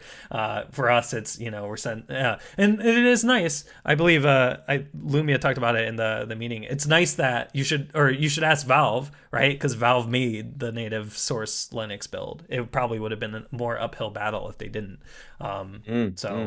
Yeah. But it's really nice, and I think that down the line, Linux desktop is gonna be the way to go. It needs some more work. We're getting there. It's getting there. Windows is still very dominant, but it's getting there. Linux is. Sorry, did you going to be say how much of our project is open source? I was getting distracted. Like, no. In terms of, like, for Momentum, everything that we can do is open source. Like, we're not open source nerds in the sense of like Richard Stallman, like right, weird, sort of like has to be like age of consent nerds. Not that open source. Sorry. But like, you know, we do open source everything we can and care about open source a lot. Like, and so yeah, I don't know. With everything we do besides the game is open source. We have the website, the Discord bot, the lumper, aka white man can't jump, can't lump. Okay. Yeah. It's very open source is in our heart, and I mean Linux, right? Linux support Linux would be it's like as many like as I personally still use Windows, and I'm not that impressed by any specific Linux distribution, and I'm very happy still using Windows. It's still, you know, if anyone who's a serious developer, anyone's doing it, you know, server deploys and aren't running Windows, right? So basically, the game is never coming out. No, it's not, because we're just going to discuss source code for the whole stream. I actually did a giant. If you are just joining Juan Biop, I did a giant version update at the beginning of this, talking about how we're gonna kind of be more progressive about our versioning, so that it shows that the game is actually being worked on and going to come out. But anyway, if the game isn't going to come out, come and chat with me, and we'll do some work on the website. I'll teach you web dev. Help us out. It's completely open source. You don't need to know anything. If you want the game to come out, you can go work on that, and I'll teach you everything, and it'll be great fun. And you'll learn all these like special words and etc. That extends to anyone that has done web dev. Too sassy this evening. Yeah, we got a sassy Tom on our hands. But that just touching in on that, we did start open source. We did have to go closed source because of the licensing agreement with Valve. However, the website, the Discord bot, the public Discord bot, as well as the public Twitch bot that we eventually want to have, will all be open source. Again, we're very supportive of Linux and open source in that regard. So definitely help us out. You can get a key for your effort. Like, it's, you know, helping us out not only, you know, helps us get further to 1.0, but it also helps you get the game faster if you want. But yeah, we take any and all help that we can get. But anyway, kind of derailed the question. So hopefully, was there any other input for Yi's question about the native Linux build? Okay, thank you so much for the question, Yi. Hopefully that answers that. Moving on to the next. Sokaries asks, when's the next Free Clip Philip? Sorry, it's Free Clip Philip collab. So fun fact, I 3Clicks is actually very aware of me. Okay, so they 3Clicks made multiple videos about Dwamov.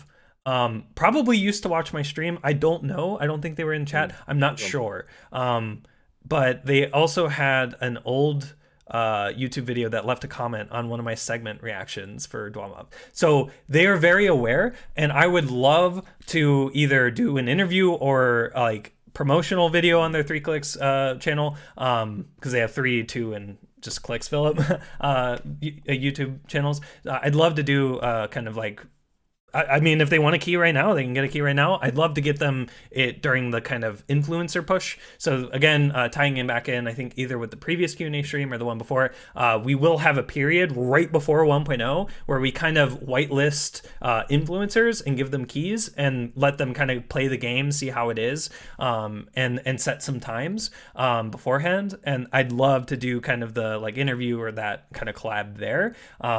You know, we can do fun like cosmetics and stuff. Like, again, that's also an opportunity for collaborations with other games, which we also definitely talked about before, having the cosmetic store kind of be that avenue of like crossover, having, you know, 3Clicks textured conch or something, so his face is just staring at you as you charge it up. That'd be great. So again, there's multiple collaborations, and yeah, I'm a big fan. I basically watch all of 3Clicks' videos about CSGO, and I don't fucking even play that game anymore. They're that entertaining, just hearing about the changes. And yeah, they are aware of me as a speedrunner back in my Half-Life 2 days. So absolutely, I think it's just a matter of timing. So if they want to play the game right now, make a video of the game right now, which again wouldn't be the best timing because again, we're still working towards 1.0. We want to really get like, you know, 3Clicks or streamers into the game and showing off the game to point to literally the game is about to be out or is out, right? If that makes sense, so that people can go and click a button and play it and enjoy it. So it's just a matter of that. But like, yeah, absolutely. If 3Clicks is in the community or ever stumbles across this or whatever, like we're down for a collab. Absolutely, it'd be an honor. So just a matter of timing. I don't know when. I can't really answer the when because it's just going to be a matter of like, is the game in a comfortable enough spot to showcase? We could talk about the ideas of the game. We can't really give like a release date or something in the game though, or in the video though. So that's problematic. So it most likely be before 1.0, but just sometime closer to it. Unless they want to do it sooner, in which case I'm all open for that. Mm. So, any other input for Sokaries' question? Well, I think his videos are great. No, yes. I still do play CS:GO, unfortunately. But no, I think his videos are really solid. Yeah. I think he's gone to some lands and stuff in the UK. So, ooh, okay. You just need to come to the UK and then you'll meet him. There you go. But in terms of people that like would be really great to promote the game, I mean, someone like Freakup Philip, is someone who really cares a lot about Source Engine games, like, and he did a video on surfing with Mariowned, so, and I'm sure would appreciate both like niche communities and like dev teams working on interesting stuff. Yeah. Yeah, it'd be awesome. And he's clearly a really nice guy. Yes. XQC collab. No. Should we move on? I mean, we'll try. He's done surfing. I'm sure XQC will check out the game. Probably. I don't know. Honestly, the XQC Cheeto clip is one of my absolute favorites. That's really good. I have to see that.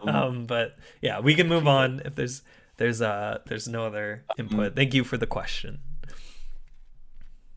Speaking of the devil.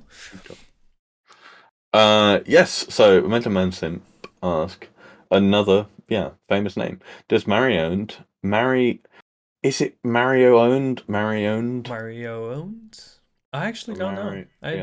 Know about Momentum mod? If so, what does he think? Yes. Yeah, so Mario knows about Momentum Mod, and yeah, has known about it I think for over a year now. But yeah, he's very excited to see a dedicated platform for surfing. I think he's a very big proponent or very big fan of the idea of what Momentum is trying to explore. There's other surf games as well that they also talked about, but yeah, Mariowned in particular is aware of the game. Is very hyped for it. Again, it's taking a long time to come out. It is what it is. But I'm sure Mariowned would love to make maps as well as play Momentum Mod when it comes out. And yeah, they already have access and everything. Like they're in the community. Also, we have the learn section and like we talk. We want to do stuff talking about the history of the mode and stuff. So yeah, his name is undeniably going to come up there. I mean, the YouTube video about him. I forget the like YouTube channel author, but talking about like the history of surf and Mario, like it's so good that like we should probably put that on the docs or the in-game wiki if we do that. Like, yeah. Yeah. There was there any other input for this? Because it'd be interesting to see what he thinks of 1.0 or like of the final product. Because yeah, he's again, and this is the main problem of getting out the game right now is people get in and see that there's not that much yet because it's all baking right now. And so it's like you get kind of demotivated from seeing it if there's nothing there. So I don't want I'd love to see kind of the opinions as the game is approaching that kind of final shape of 1.0. Oh, not final, but more structured shape of 1.0. So fucking BLT. Should we move on? Yeah, absolutely. Thank you, Momentum Man Simp, for this question. Daiter. Daiter? Do you have plans? Do you have plans to have an author time? E.g., in Trackmania, an author time is used as one of the hardest medals to obtain. So we talked about the idea of having a medal system on top of the kind of like cosmetic side of things, getting people into the idea of getting a gold medal and then past that, or a gold and then the mommy or natty medal or whatever, right? And then past that being the ranked leaderboards, right? Groups. It would be really, really fun to have that. Mommy medal. Yeah, mommy medal, right? For the mommy mod. I'm gonna hit you. So the overall goal would be to kind of have these times set by ideally the map author or our testers that are running the map, to have these kind of medal times. It would be really nice because it's the aspect of the leaderboards, right? It'd be extremely daunting to play a tier 1 map and be like, wow, I'm ranked 60,000. I got 1 rank point for this. And it's like, if that's all we had, right? As in the sense of or progression or like, improvement, the sense of improvement, which we really want to advertise, right? Because again, like there's the leaderboard to help you guide that, but having goal or medal times first, and then pointing after you get the mommy medal or whatever into the group system in our leaderboards. Okay, fine. If you get past that medal and into the leaderboard like group system, that's where the main competition starts to like kind of really take place, right? So if people are going for the highest medal that you can get for every map, that would be perfect, because not only does that advertise, hey, play every map, which we want you to do, right? We want you to enjoy the game, but that also entertains a goal, a loose goal to obtain without worrying about rank and rank points yet, because you might, or at all, right? You don't even care, right? Like you just want the to be determined medal, right? The author medal, or whatever, the natty, for the Trackmania, the motherly medals out there. Anyway, so the idea is to get it so that you have that track as kind of like an improvement track, and then past that you focus on the ranked leaderboards. So it's just kind of like not nudging you to become addicted to getting rank 1, but nudging you towards, okay, like you got a silver time, go for gold. You got a gold time, go for mommy. You got sorry. You got that. Now go for rank or group 3, group 2, group 1, rank 1. Like that's kind of the progression that we want people to kind of follow. But I know there's going to be, people that have already like, oh, I want to get a top 10 time. So they don't care about the medals either. So it's just all of this like overlapping progress like markers. So obviously if you're really good at surf, you're most likely going to get that good medal from the get-go. And then you just focus on getting top 10 or top 1, right? So yeah, like that's kind of how I'd like to separate it out, where that is the medals are more of a cosmetic side of thing, where each map has kind of just a static time to kind of beat, to kind of promote that competition, so that not everyone's setting like a 10-hour time on every map or something, that you try to get, past the bronze, past the silver, to get kind of, and we can give past the mom to get more cosmetic XP as well. So once you hit that gold time, we can grant another boost of cosmetic XP for that, like another 1,000 or whatever the medal is worth. So that could be another kind of incentive, right, to go for to improve, because the main chunk of cosmetic XP will come from just beating the map the first time. Like we really want you to play every map, but then the repeat plays, right, we got to look at your improvement, and then if you're actually hitting these medal times, we can give more. So it's like it's adding on to that. And then past that, right, when you're just grinding the map to grind it for better group time, for better rank 1, better rank points, you're not really going to get as much cosmetic XP, which is fine, but you'll still get it, but it's just you won't get as much. So we got to kind of bridge the gap there, but that's kind of the plan. So hopefully that wasn't too motherly, too confusing there. We do plan to have kind of medals as just kind of cosmetic XP bonuses of you got a bronze, silver, gold plus, or mommy plus time. Here's your bonus XP for that when you beat the map. And then past that, we just focus. We don't show it at all anymore past the mommy medal. You just go for... The problem here is Nick isn't normally funny. Yeah. So anyway, yeah. So that's just kind of the system that we're gonna have in place. Yeah, we'll probably not call it the mommy medal. It'd be funny to call it that, but we'll probably call it something else. So for all the Toms out there, you can relax. No. I was sort of following what you were saying, but at the same time, yeah, enjoying chat. Please call it the mommy medal.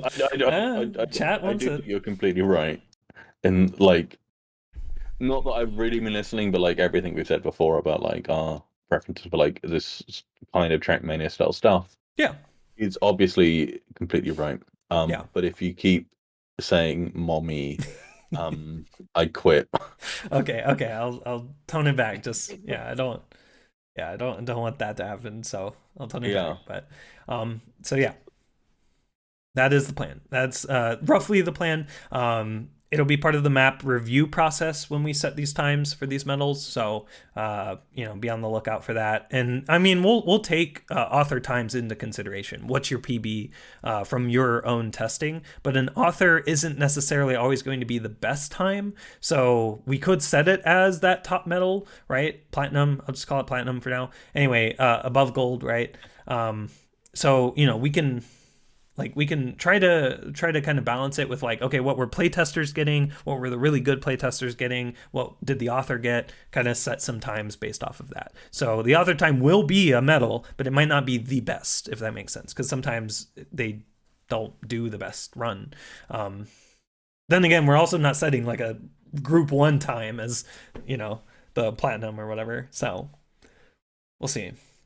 It's really just going to be a matter of kind of choosing thresholds of like average completion times and like best times and stuff. So yeah. Will the top times be moderated for cheaters? Yes, absolutely. They currently aren't. So if you have access and you're seeing like the 0.1 second times, ignore those. All of the times are going to be wiped for 1.0 after we get anti-cheat in place and verified. So anti-cheat is something we're thinking about constantly. Yes. Like, there's been so much work been going into anti-cheat recently. There's been just delightful. It's been amazing. So we've so for O10 we're wiping everything. Yes. 11 will probably wipe stuff as well. I don't know if the version changing stuff is going to affect that at all, but yeah. Any time you see now is getting nuked. So yes. Yeah. So keep that in mind as you get access and are playing. Your times that you're setting are not final and will not carry over. All profiles will be reset. All times will be wiped. It will be a fresh slate for everybody. Asterisk minus the streamers and stuff we give keys to early for them to set. And obviously the team is going to set some team times, right? Like, of playing out some maps. So good luck beating Ninja Cookie's times when she gets access, or when that gets set. Some quite good members on the team. Yeah, I know. That's going to be the fun, right? Like, so really good. Yeah, try beating them. Anyway, yeah. I think that's our last question. No, it's not. That's right. Okay. Thank you, Daiter for that question. Hopefully that answers that. We'll move on to the next. Yeah, read this question. I can't see the slides. Are you able to read? Tom asks, Cora. I got a difficult DM, so you read. I think that's is that a wait? No, that's a D. It's like Korta. Is that Russian? I don't even know. Korta. It looks like a grate with some flowers on it. That's a very lovely gate with some flowers. That's Michigan. Yeah, okay, that's my home state. Speaking of homes, it looks like some houses with some squigglies on top. I don't know. There looks like that one looks like a whale on top. I'm sorry if I'm butchering this pronunciation, but and then min, like minimum, a minimum function. So you take the smallest of the two characters to the right of that, and that looks to be I think Chinese characters. It's always based on chars. Oh yeah. Okay, that's true. And then it looks like it's not true. That's what you said. Oh, okay, that's right. I'm making fun of you for saying. Okay, so I think it was originally Russian for when, then Khmer. No, one of them was. Sorry, the fourth is Khmer. I don't know how to pronounce any of these. Whatever. In the end of the day, it means when can I submit my words? Okay. In 5 different languages. It's in Scots Gaelic. So what? Why? Okay. So when can I submit my words? Asks Tom. Stuff will be on Poe Editor probably tomorrow, if not the day after. We had a small amount of data loss transferring stuff, but it was kind of because the stuff we are changing changes so much that it doesn't really matter. Essentially, like we've not updated the Poe Editor terms in about 3 years. Yep. Because the UI has been sort of stale for a long time, and then we've ported to a new UI and weren't doing any localization work there for a year and a half. So there's a bit of loss. I will take credit for that loss. It was a complicated thing. We've had multiple emails back and forth between Poe Editor. Yeah. But ultimately, like, there's very little stuff that is actually going to be used in the game that is lost. Yeah. And the good thing is that, like, if people actually want to contribute to the game now that aren't programmers or web designers or whatever, but you speak a language that's not English and is commonly spoken, I don't have the whole list on me right now. I could read the whole list. I'm not even logged into Poe Editor. Can I read the whole list just real quick? Yeah, sure. Arabic, Chinese, so Chinese simplified and Chinese traditional, I think. Czech, Dutch, Danish, Esperanto, English, Finnish, French, German, Greek, Hungarian, Indonesian, Italian, Japanese, Korean, Norwegian, Polish, Brazilian, Polish, Brazilian, Polish. Brazilian Polish? Yeah, Polish and Brazilian Polish. I didn't even know what. Okay, all right. I was reading too fast. So it's Polish, Portuguese, and Brazilian Oh, Portuguese, obviously. oh, there we go. Okay, yeah. Brazilian Polish would be quite funny though. If anyone wants to do Brazilian Polish, yeah, go for it. Go for it. Yeah. Russian, Spanish, Swedish, Turkish, Ukrainian. And yes, we will have those terms, I think, in Poe Editor probably tomorrow, maybe the day after. Yeah. Within 2 days. And also, hopefully, Happy will be home by then, who is our language lead or localization lead. Yes. And we will be opening up forms for. Sorry, Happy is our localization lead. I'm getting my terms incorrect. So Happy is our localization lead. But what we will also be having is language leads, right? So if you want to be the specific person that's doing the Arabic translations for Momentum, you can be applied to do that, and you're essentially head of that. You're coordinating with all the other translators and giving us feedback on what you think is good or bad, like where there's been discussion. That's the main thing we want to emphasize. It's discussion. We kind of spoke about this last stream. I don't want to go on about it too much. You guys good? No, we're not good. So we will. That should be. Yeah, I don't want to commit to tomorrow because I'm gonna have a big lion and I have another big thing to do. And a very big lion. So yeah. But yeah, if anyone speaks Brazilian, Polish, let us know. Let us know. We'll add it. That actually will be coming tomorrow. So yeah. Yeah. So just kind of recapping, what this means is if you are not technical in any way or don't know art or, but you do know another language that you'd like to see Momentum's user interface translated to, you can sign up for the language. And if you're really good at that language and want to really help out the team, you can be a language lead that will work directly with us for integrating it into the game. It's literally just a matter of making sure that the language looks good in the game. What this will require is not only translating the English term via Poe Editor, we're also making sure that it looks good in game, so that it doesn't overlap with anything. It's readable. It fits. It's if we have to shrink the font doesn't shrink too small, things like that. So definitely stay tuned. We'll be announcing in our Discord when it goes live, so that we can get the most people signed up for it and ready to go for it. And then ideally, right, we have an ongoing process of whenever terms are published into PO Editor, people can go and update them or translate those as well. So just keep an eye out for that ! Discord to join our Discord, or it'll be in the bio or down below. So feel free to hang out there. And if you help us out with translation work, you can get a key. So keep that in mind. We'd love to have Momentum. It is a global game, so it makes sense to have as much of the user interface that makes sense to be translated into whatever language that you'd like to see it in. Obviously the core ones, right? The core ones that are very, very popular. But if there are, enough people that could kind of help self-check your work, we could add smaller languages as well. There's no real limitation. It just needs to be translated and then checked in game. That's the only requirement for it to be actually properly added. And then we just update Steam to set the language or be able to set the language based on what you have selected.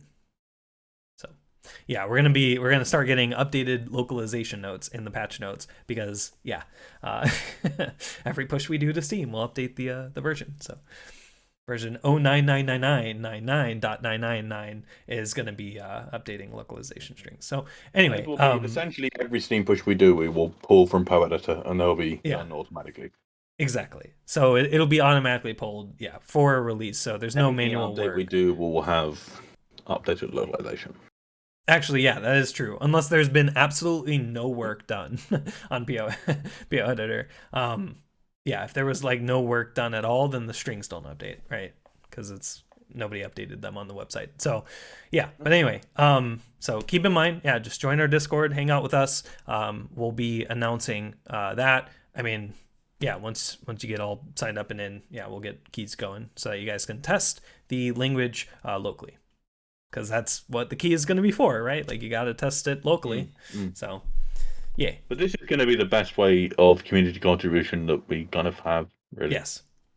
And then with more details coming in 0.10.0 about map porting, that'll be the next big kind of non-technical way to help us out, porting and preparing maps for momentum. So, oh, okay. Bray's got UU speak, so you guys don't need to sign up for that. So we'll have that going. Anyway, was there any other input for localization related work? Okay. I believe that actually was the last question. I don't see any in voice team. Were there any that we didn't answer that we'd like to? Oh, there's actually a lot inside of the Q&A channel. We could go through the Q&A live and just mark blanks as the last question to answer.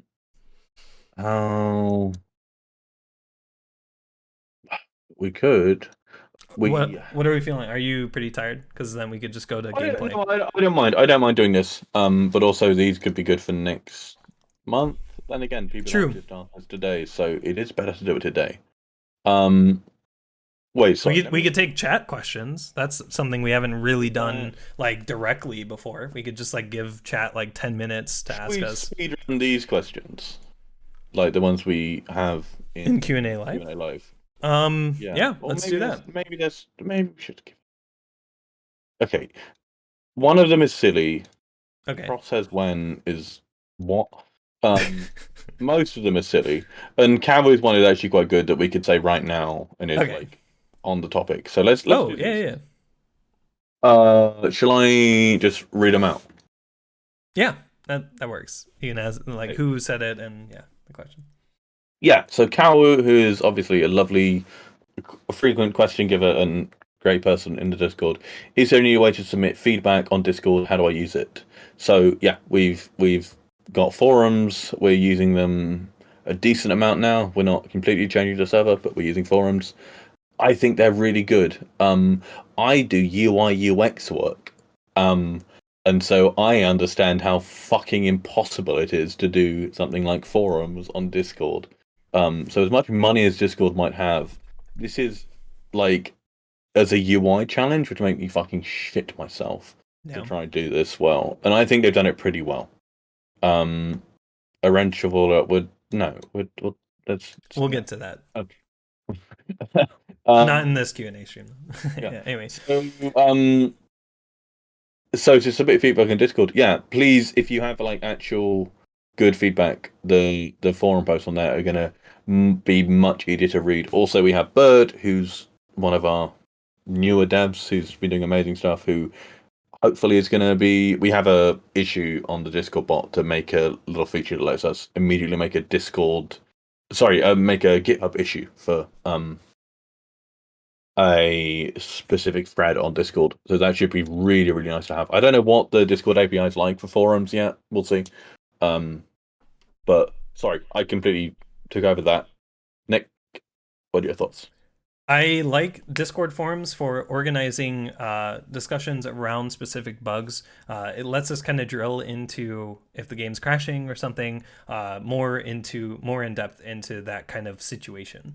I know that there are threads, but I didn't like the way that Discord did threads. They kind of felt like hidden still. I like forums because it's very up in front. And then to make a new post, you actually have to type what you have like in your post and it searches. And that is the best UX I've ever seen. Like that's so good because then if you're typing, hey, my game crashes, you see game crash like threads below and you can go into that and hopefully see if somebody has the same problem. One thing we have been discussing is we are going to be quite brutal with closing threads in the future. Yes. If there's the keys in feedback. Oh yeah. No. Yeah. We're closing that, unlocking that thread. Go away. Or do it in general momentum, or general. Please do it in general. Where we can safely ignore it. No, I'm just kidding. We'll respond, but like it's not. It's not a priority for someone doing dev work, right? Like if we're actually thinking about how do we develop the game, what do we care about from feedback we're getting given? We don't care about someone asking about keys, right? Yeah. Yeah, and for the most part, try to kind of keep threads to around one topic. Like if it's like AHOP suggestions, that's good. Like those can be kind of grouped up. But like when it comes to like, oh, if you have like 5 different like deep conversation things to talk about, make like 5 threads. Like that's okay. Just make a thread for each, because usually one's a bug, one's a suggestion or whatever. Like kind of help us like organize it in terms of like tackling it, because each thing that we can convert into a GitHub issue, the better, right? And that's what Tom was talking about. We have an issue to convert threads over into a game like issue to be able to like track it, right, for devs. So it'd be really good to kind of take advantage of that. So try to kind of separate them out. I know it kind of spaces them out more, but it is worth it in the long run. And and so I'm hoping that that suits you guys pretty well in terms of getting feedback across. You can also give us praise in there if you want. It will give us so much more help in giving us stuff in those threads. Yes. It's so much easier for us to read. Like, I mean, I check the Momentum Discord basically every day. It's quite sad, but I get up, I'm on my phone, I read through Twitter, I read The Guardian and get annoyed by stuff, including stuff by The Guardian. And then I read Discord. I read like the Momentum Discord stuff. Yep. And the wake up routine. But it's hard. Yeah. But it's hard to track. And so having a way to actually convert this to issues really easily. We will play Conk soon. Then again, like as much as you can like muster your feeble 200 units, like we've not had a please actually play Conk, I don't think. I could do that. I have 30k credits. Holy shit. Nice. Please do not play Conk. Play Conk. It's brutal. 300 times. Well, I guess Team Mom asked. It's out of stock? Uh-oh. Yeah. Somebody did redeem it. We only get one per stream. I think the Discord forums are genuinely really, really good. Also, we should play Conk. Let's actually get through this quickly, because I'm just prattling on about random stuff as we. Yeah. Should we do these, or do you want to go? I think we can go into gameplay, because there are more questions kind of pouring in. Just kind of recapping here. We like having questions beforehand because it lets us prep with more information that we want to give you. Like there's some.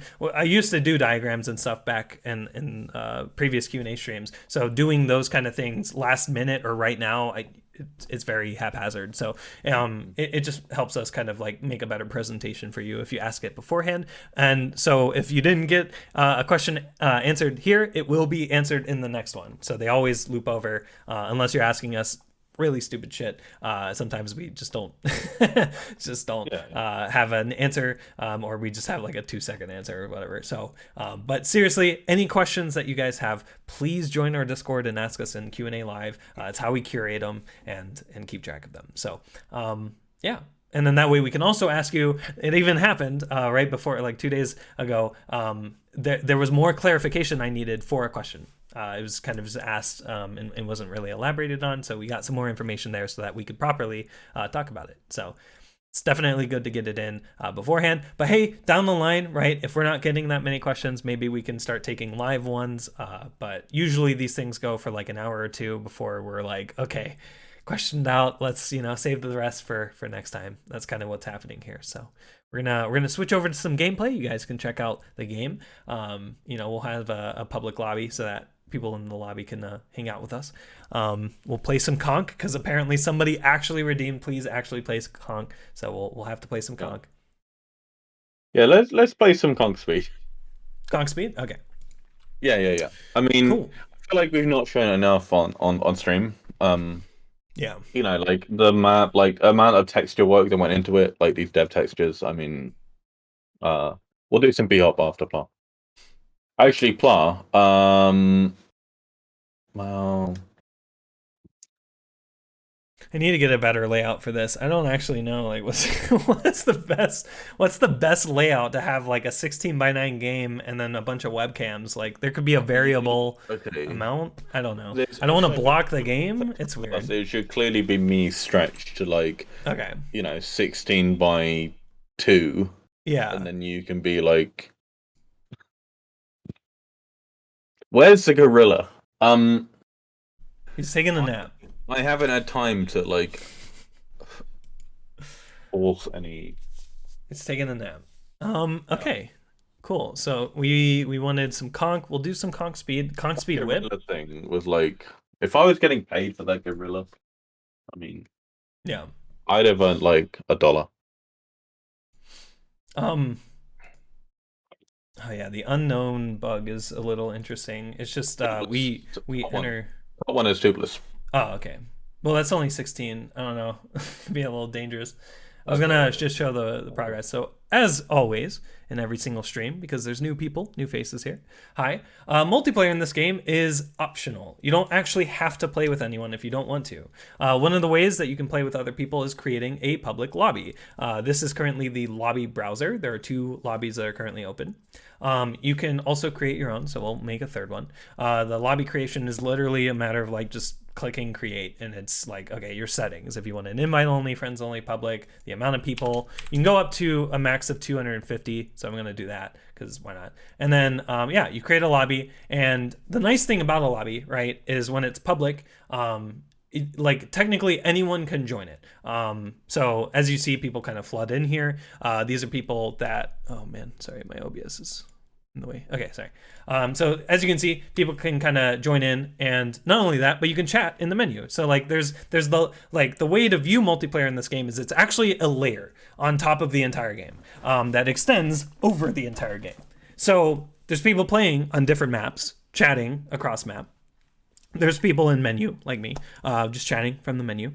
The idea, we will have voice chat that is planned. It's just not implemented right now. So the way that we're going to do that though is it's more opt-in. It's going to be off by default, off by default for public lobbies, and opt like you can toggle it on and off. You can also mute people. Like we'll have ways to kind of get around like the obnoxiousness of voice chat for people that don't want to get ear raped when they join one. But yeah, so the idea here, right, is I'm in this lovely lobby with all my friends, right, and we can go and play whatever maps together. The networking part of the lobbies only networks if you're on the same map. Right now we do it by map name. Down the line we'll do it, if it's an official map or something. We don't have it right here where you can right click and join yet. We're also going to have that. So, if someone's playing an official map, you can right click join. If you don't have the map, we open the map selector, and it'll join them there. And the idea behind kind of like that level of multiplayer is just, it's all optional, right? Like if you want to play with friends or whoever you invite, you can do so. Or if you want to play with people in a public lobby that's probably already hosted, or you can host one. Or another thing that's going to be coming pre 1.0 is the concept of the roaming lobby. So it's just like a server experience where if you're not in a public or friends or whatever lobby and you go and play on a map, it will actually host or look for a public lobby that's only on that map. The idea around that being that you effectively join kind of a community that's just playing that map, kind of like a Journey-esque kind of system where, you have like people also just chilling out playing on the map with you. And this could be a way to kind of discover, new friends or something like that if you need those. So it's really just this this nice kind of similarity to the server experience that you could find by just, you have to play on a server to play on one map, versus our game where you can play any map at any time with whoever you want, right? Via these lobbies or roaming lobbies, for however long you want and still have a good time. So we're going to go ahead. Here's our map selector. Our map selector has every single map of every single mode all in one place, all, for free. It's all here. You can filter by the things that you want, right? So all of my downloaded maps, here they are, right? Versus all of my non-downloaded maps versus the mix of both by default, right? You can filter by specific game modes. You can filter by specific tier ranges if you want to, or a specific tier if you only want tier 6 or tier 4. It's very flexible. We really want you to be able to kind of get the map experience that you really care about. If you don't care about other modes, you can turn it all off and only play the ones that you do care about. So we got the please play conch. I am gonna hit this just so that I have the updated there. Okay, so I do. And we're gonna play some conch speed. So there is one-click downloads. So I don't know. I think I have all. Yeah. Okay. So it's very quick. When you click a map, it just downloads, and I can go and play it. I already had this one, so I'm just gonna go ahead and play that. And so yeah. So now we're on. Oh, I'm in the ground because of the old geometry. So yeah, this is conch, conch speed, and yeah. So the idea, oh god, I should probably play on another map to showcase. I forgot I did that with the entities. Fuck me. Yeah. So I just want to show off AHOP real quick. Actually, so I'm gonna change map if it doesn't crash. No, but do it on B-Hop Everfast. Okay. Oh, that's true. Okay, let's go to B-Hop Everfast. We're never gonna not give you a little fun little showcase. Oh yes. There she is. There she blows. So this is B-Hop Everfast. For those that have already gotten access to the game, it looks exactly the same as you would get it. So yeah, but this is so we have bunny hop, we have accelerated hop, we have conch, we have defrag, we have sticky jump, rocket jump, we have trick surf planned coming in, we have parkour planned and KZ planned. And yeah, there's a lot of great work. Wow, what is my anti-aliasing this setting? would be a lot harder if you were good at this. Yeah. Oh, there we go. So, yeah.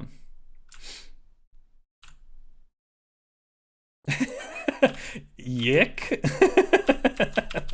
No, fuck. I didn't crouch right. Damn it. I was going for a PB. Though I'm in, I think, mapping mode, actually. I might actually not be in PB. The conch and panels off and then play speed. Speed's quite a funny one to play. Yeah. Let me finish Everfast. Going Everfast. So the HUD element in the middle of the screen there, that's kind of going and showing like colors and stuff, is actually a synchronizer HUD. The one below, showing 92 and it's like a blue bar, was the old sync HUD, which isn't as yeah, it isn't as valuable as we've found. It's more valuable to know roughly like how your strafes are going. So you see, as I'm strafing, the color indicates how like good I'm strafing, and then that wasn't a PB. Dang, dude. All right, whatever. Yeah. So yeah, it shows how good you're strafing, and this is like, again, we want to have visual information for runners that benefits and just kind of augments your run, but doesn't do the run for you. That's kind of where we draw the line, right? Macros or tool assisted stuff is more of a different playing field than something that shows you how well you're doing.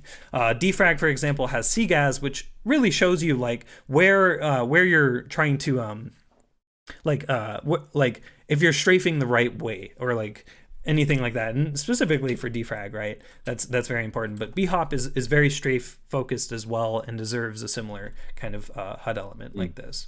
So Peenscraker's been doing phenomenal work on B-Hop related HUD stuff. What are my graphic settings? What the fuck? It's so funny that we've had a That's so blurry. defrag player who has come on and done this amazing work on the B-Hop HUD. Yeah. Like, how cool is that? Yeah, it's nuts. I mean, it's been absolutely amazing. Like, as a developer, like, oh my god. Yeah. What a person to get on. So, yeah, you need to turn M panels off. Yeah. Or just play it. Just go for it. Who cares? You can toggle it at a whim. But yeah. Do a bind toggle. That's fun. Yeah. Like bind toggle some key to see our mirror world. Yeah, it's kind of nuts. It changes a lot of maps and fucks up entity panels. And panels, I don't think we should put much dev effort into making work with this. Yeah.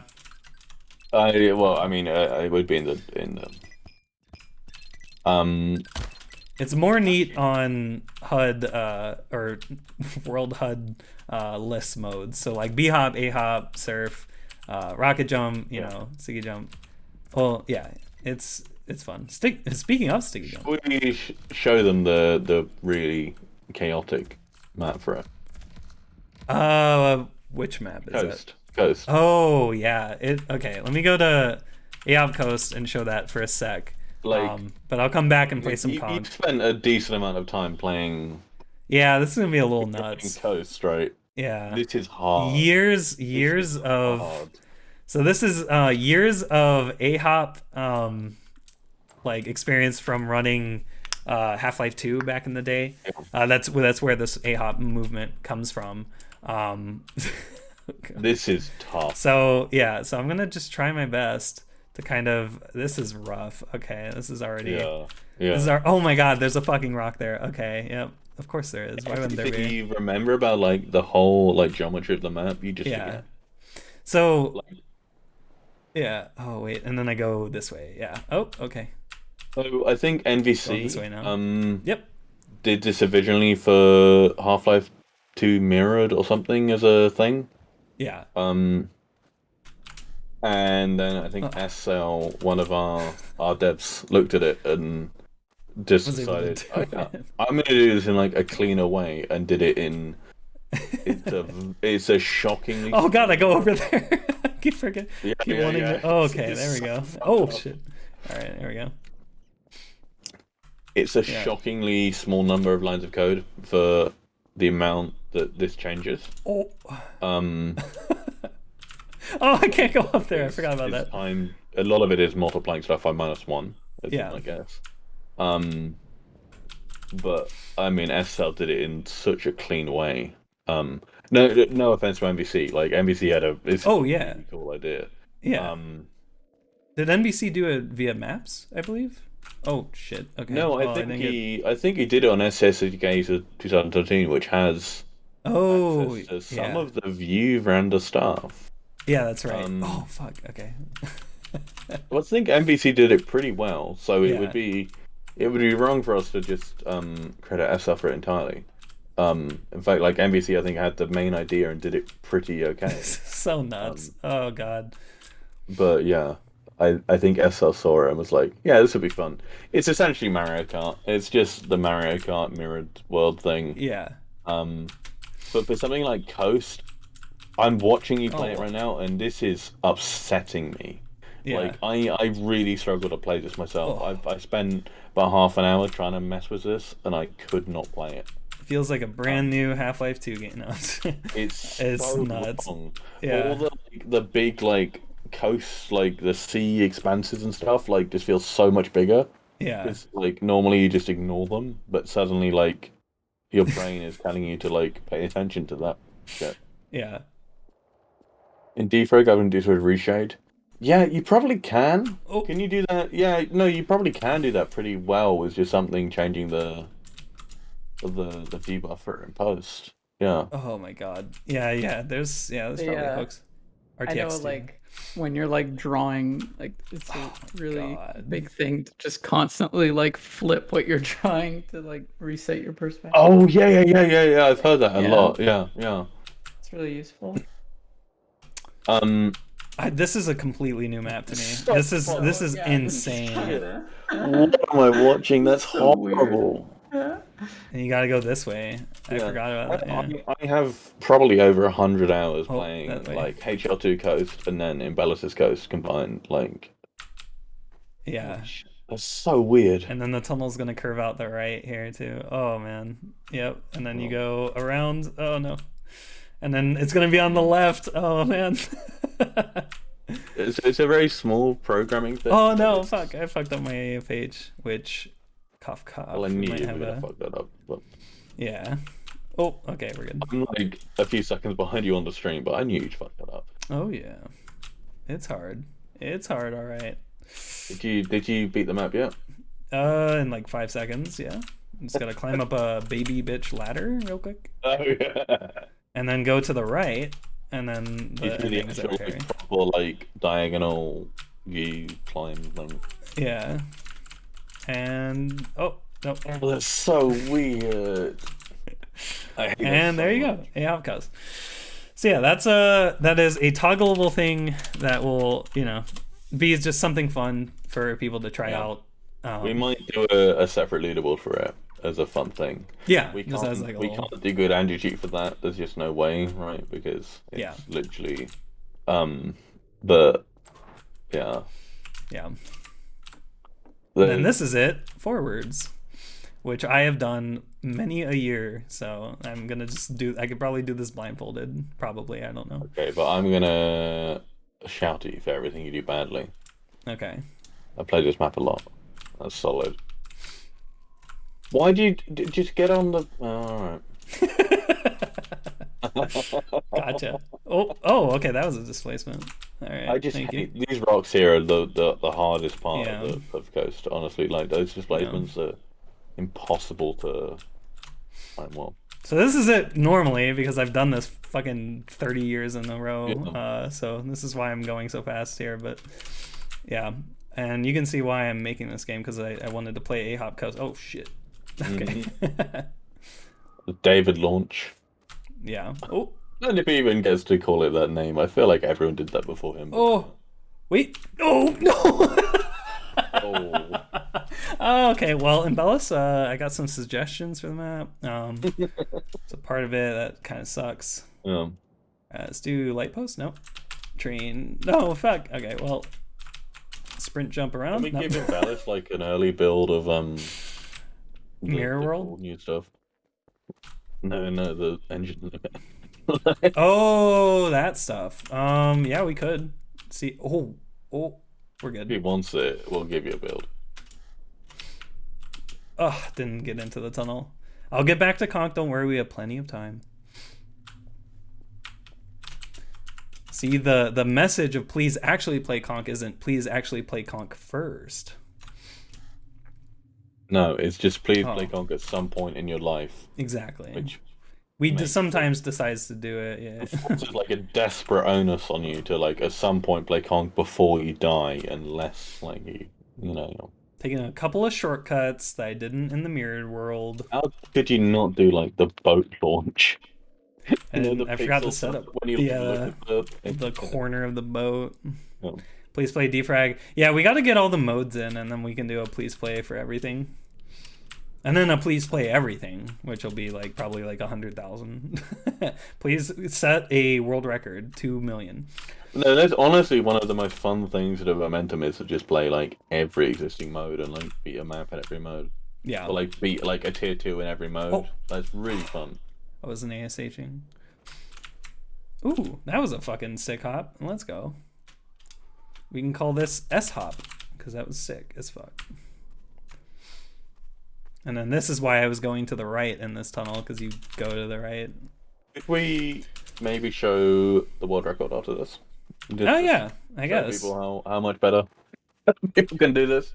Yeah. Honestly, you're not that far behind. You're only a minute behind or so. Okay, minute 5.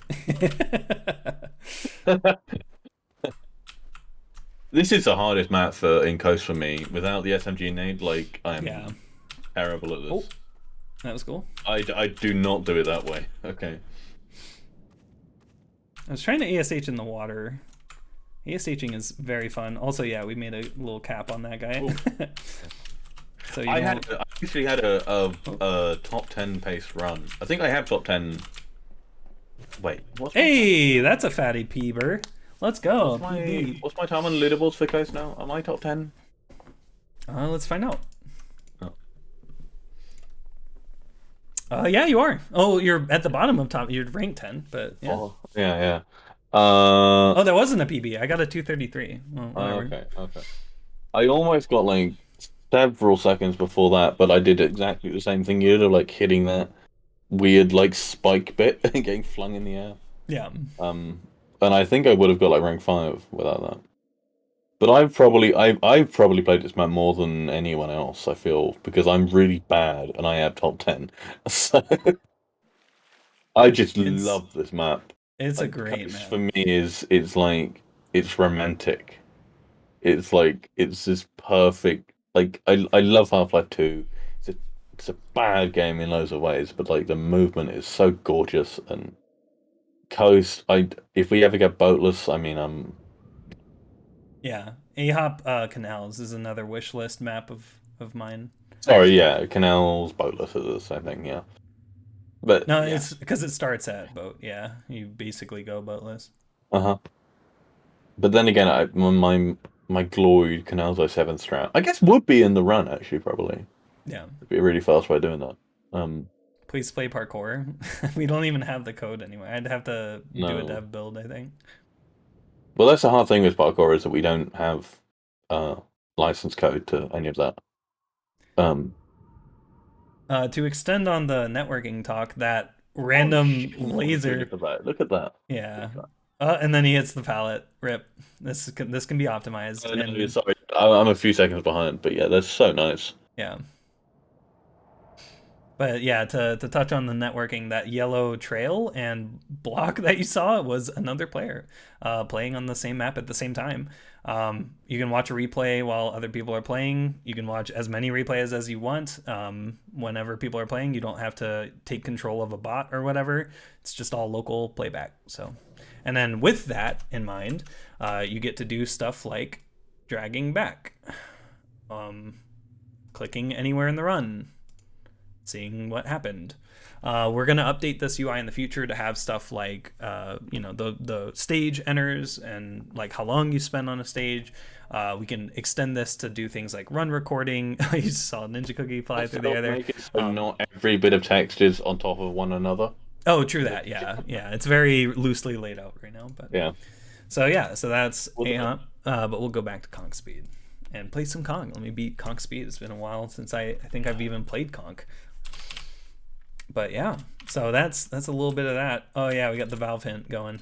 The hint I don't even know why that is shown, but I'll talk this slowly. It's a weapon pickup. Yeah. It's when you do the styling for it, I'll do that, but I don't know what the... Yeah, I mean, I don't know how often people are going to be picking up weapons is the thing. Like with defrag, we should really integrate it more into the weapon selector. I didn't hole in on it. Dang it.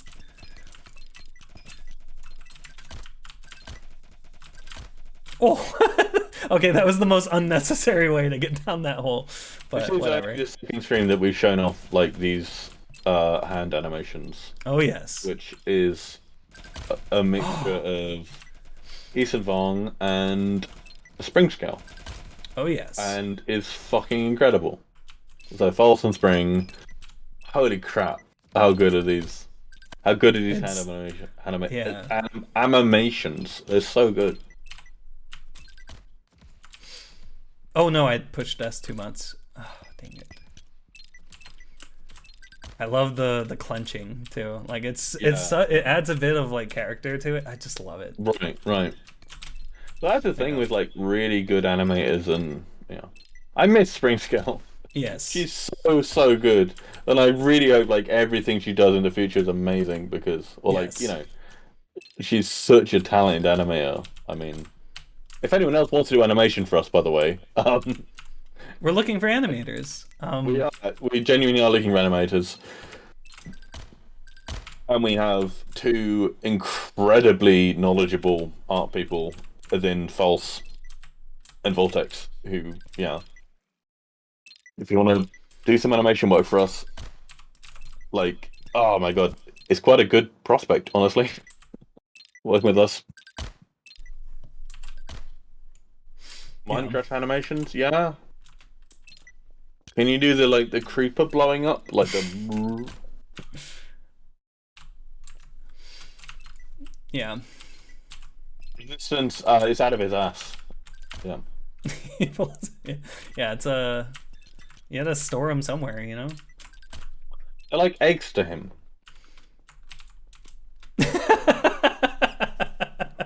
Okay. That's pretty good. Bravo. Who did that? Who did that? Very nice. Who did that?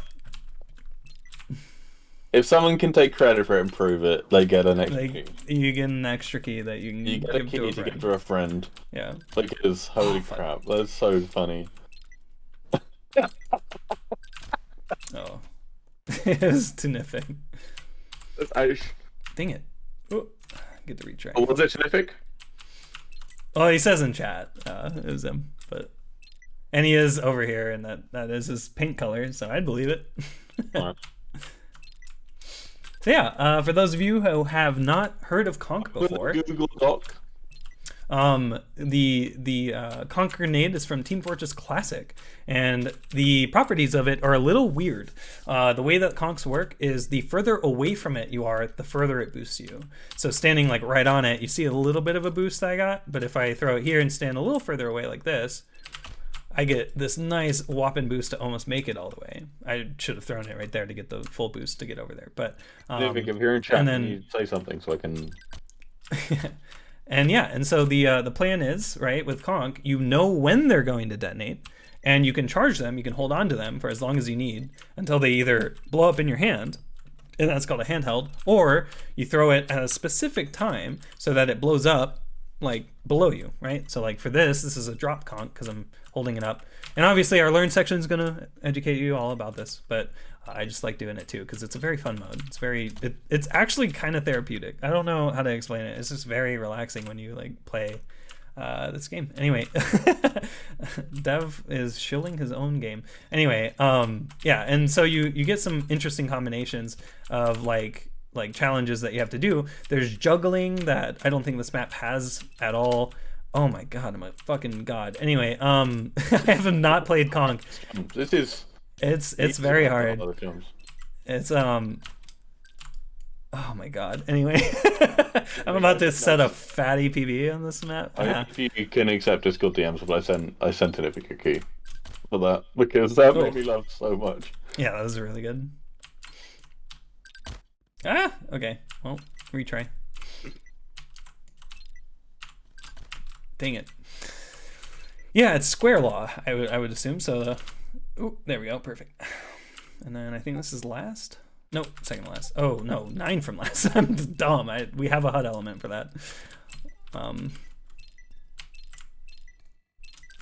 So a lot of it is timing. It's a variation of just kind of timing things. This compared to sticky jump, sticky bombs stick onto surfaces or could roll and kind of bounce off of some surfaces like skybox and some specific props and stuff. But for the most part, sticky bomb, you shoot and you control when they detonate. And you can use the timing for that to do some really cool stuff. I'll hopefully be able to show it off. Yeah, we got 30 minutes, so I'll beat this map and kind of show off some sticky jump. I don't think I really do a lot of sticky jump on stream, so show it off there.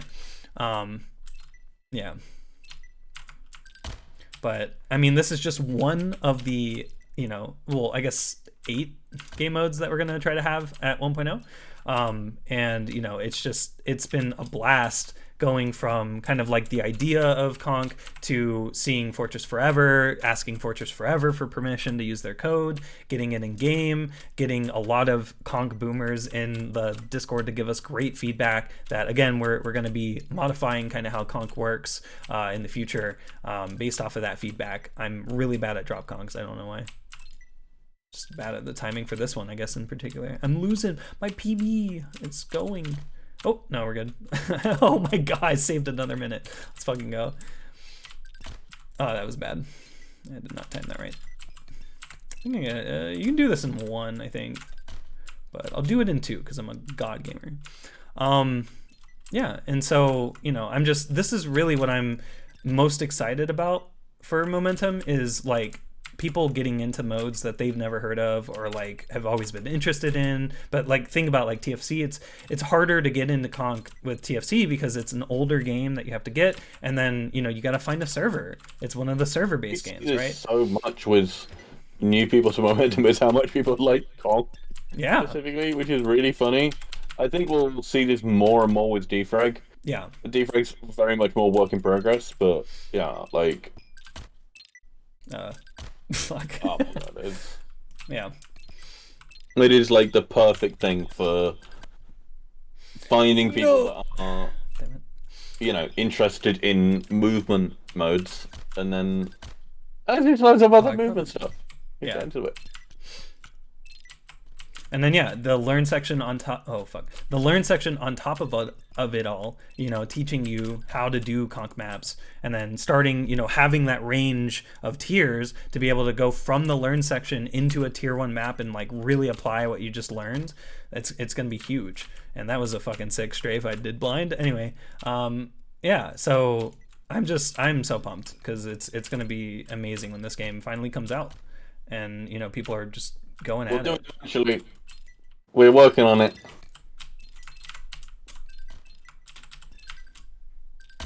Oh no! It's against the wall. Excited. Oh yeah. Being excited. Yeah, we really appreciate everyone's hype and patience at the same time. I think with the versioning stuff, like it will really get a lot better in terms of. Yeah. At the moment, like the stuff is like very hit and miss. Like maybe hit and miss is the wrong word, but like it fluctuates a lot between like when different updates come out, and it's genuinely so much dependent on different people who are working on different stuff, and it's not necessarily. Like, we've had Rio doing amazing work for the last couple of months on something that is essential to the game that, you know, isn't really going to be in the game. Isn't going to be a significant thing to 1.0 at all. Yeah. And so... verification is extremely important. And, I mean, it's all a matter of... Verification is, like, any good programmer. Like, I mean... I'm always amazed by when I see people like Rio Slody, and I'm Nick. I'm sure you can do this as well, but like actually sits down and does like the real nit and gritty with like Source Engine stuff. I can write C++ stuff, I can write Source Engine work, but like I'm not familiar with like the really deep, complicated stuff. And so like having something like so close, like verification, like something that we need to do, which is clearly going to be several months of work from a very, very skilled programmer, and then Rio come along and then do a ton of that is astonishing. It's amazing. Damn it! Like he's literally sat down and done a ton of stuff, like in terms of the actual programming and then designing of data structures, which is just so cool. I'm trying to be serious, and Gok is just bumming. I'm moaning it up over here. Yeah. The fucking caveman. No. Yeah, no, you're saying. This jump is actually the hardest thing on the map. It is so fucking difficult, and I just nailed it. Let's go. You don't even have a Z speedo thingy.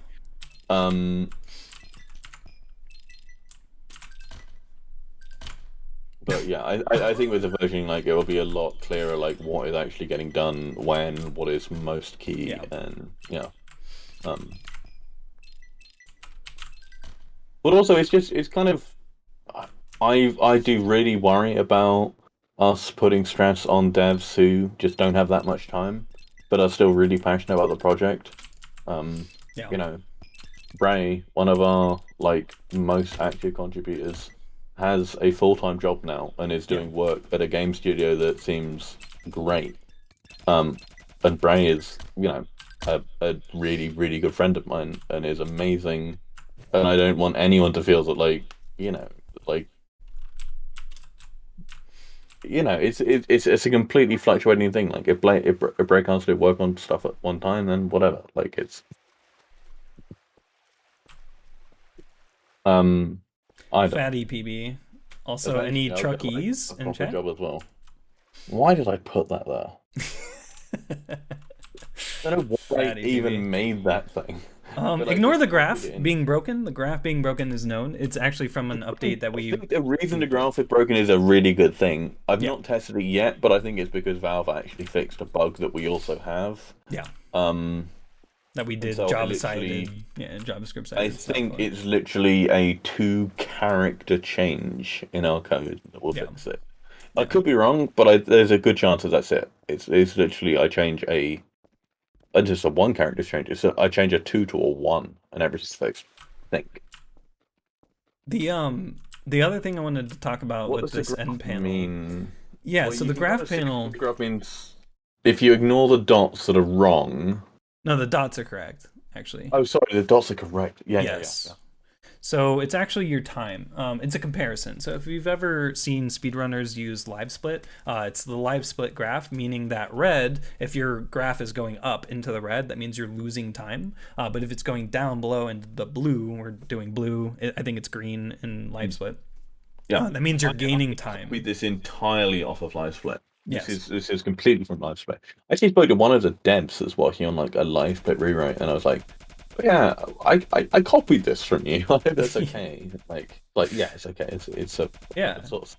But and so the idea is that you can see at the end of your run how well you did, right? Like in the run. So you can see points of improvement. You can see points of major time save. For me, it was just doing the map properly, I guess. And so like we have other stats. So there's jumps, right? And okay, maybe not jumps. Okay, jumps are broken. Okay. Anyway, there's things like you can compare different stats at different points of your run so that you can see, oh, did I have more strafe sync? Did I, in terms of ticks, like where was I at with, ticks time save? So I'm sorry for the silly graph code. It's yeah. So the main thing. It's really shareable, Ethan. Right? Yeah. Like it's like you can just. It's really nice to share. And we will have, ideally, a little screenshot button that you can easily click and just take a screenshot of the panel to share. We'd love to just have that be an easily shareable, like, not the integrate with Twitter or anything. We don't want to do that. We want you to be able to take that and do whatever you want to it. So you can throw it on Twitter. You can throw it in our Discord, celebrate a run that you just got, stuff like that. You can do. And then, obviously, we're going to be announcing world records and stuff in our Discord. So, like, whenever people are beating times there. So again, like we want to have this sense of competition and community, but just more localized to Discord or our website or our Steam group and stuff like that, rather than one server and a forum, right? Like how that is, where it's like it's not just one server, it's literally the entire world coming together and like celebrating and doing that. The white area here is actually just meant to be a nice shading. It's not lined up. It's not lined up with the dots. It's meant to be following the dots, like the line, and then the shading is supposed to be between, you see the 0 line right here, and then like it's supposed to shade down into it. It's just supposed to be a nice kind of like look to the graph, so that you can see kind of where the area of the graph, calculating the area of the graph, a little bit of calculus. So we're extremely excited to kind of get like all the information that we can possibly get from runs so that you guys can compare stats and different things. And then this noise that you hear, as well as, oh my god, the Yi is murdered. He's now a blue ball. Shouts to blue balls worldwide. Anyway,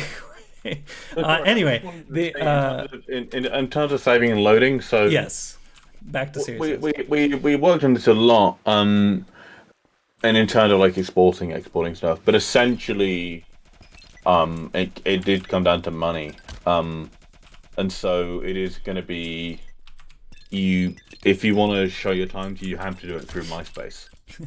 Tom just reached out to the other Tom of MySpace and just got us a really good deal because they were both named Tom. So you gotta do it through MySpace, exactly. And we're also both dead. Oh, dang it! Can you even get on me? Times we will fix. Oh my god, I'm so upset that the graph times are broken. If you go into like in our Discord server, which if you want questions and answers, like you will find loads of team members that can do that stuff really well. It's not just like me and Nick. In Team Showcase and there, like there's some nice pictures. I think of this exact map that I posted. And the graphics, I think will actually be pretty soon. I'll note about this. So you do have paint. So you can paint in the lobbies with other people. We painted the Yi to be. I don't even want to know what's happening on there. Yeah, the Yi has been destroyed. Sorry, Kurt, if they're watching. But anyway, and we'll get a screenshot for. Okay. I'll go and kiss the beautiful. I think he's like working on like fancy production stuff. Yeah, he's in Istanbul now. It's crazy. It's beautiful. Great stuff. Thanks. Yeah. That's like a brushy. But the idea is that you can kind of just paint. By the way, he's amazing. Yeah. Yeah. Huge shout outs to Kurt. Yeah. Yeah, and it's the paint that you can do in lobbies, right? You can change the color to any color that you want, RGB, right? It's, you know, pretty.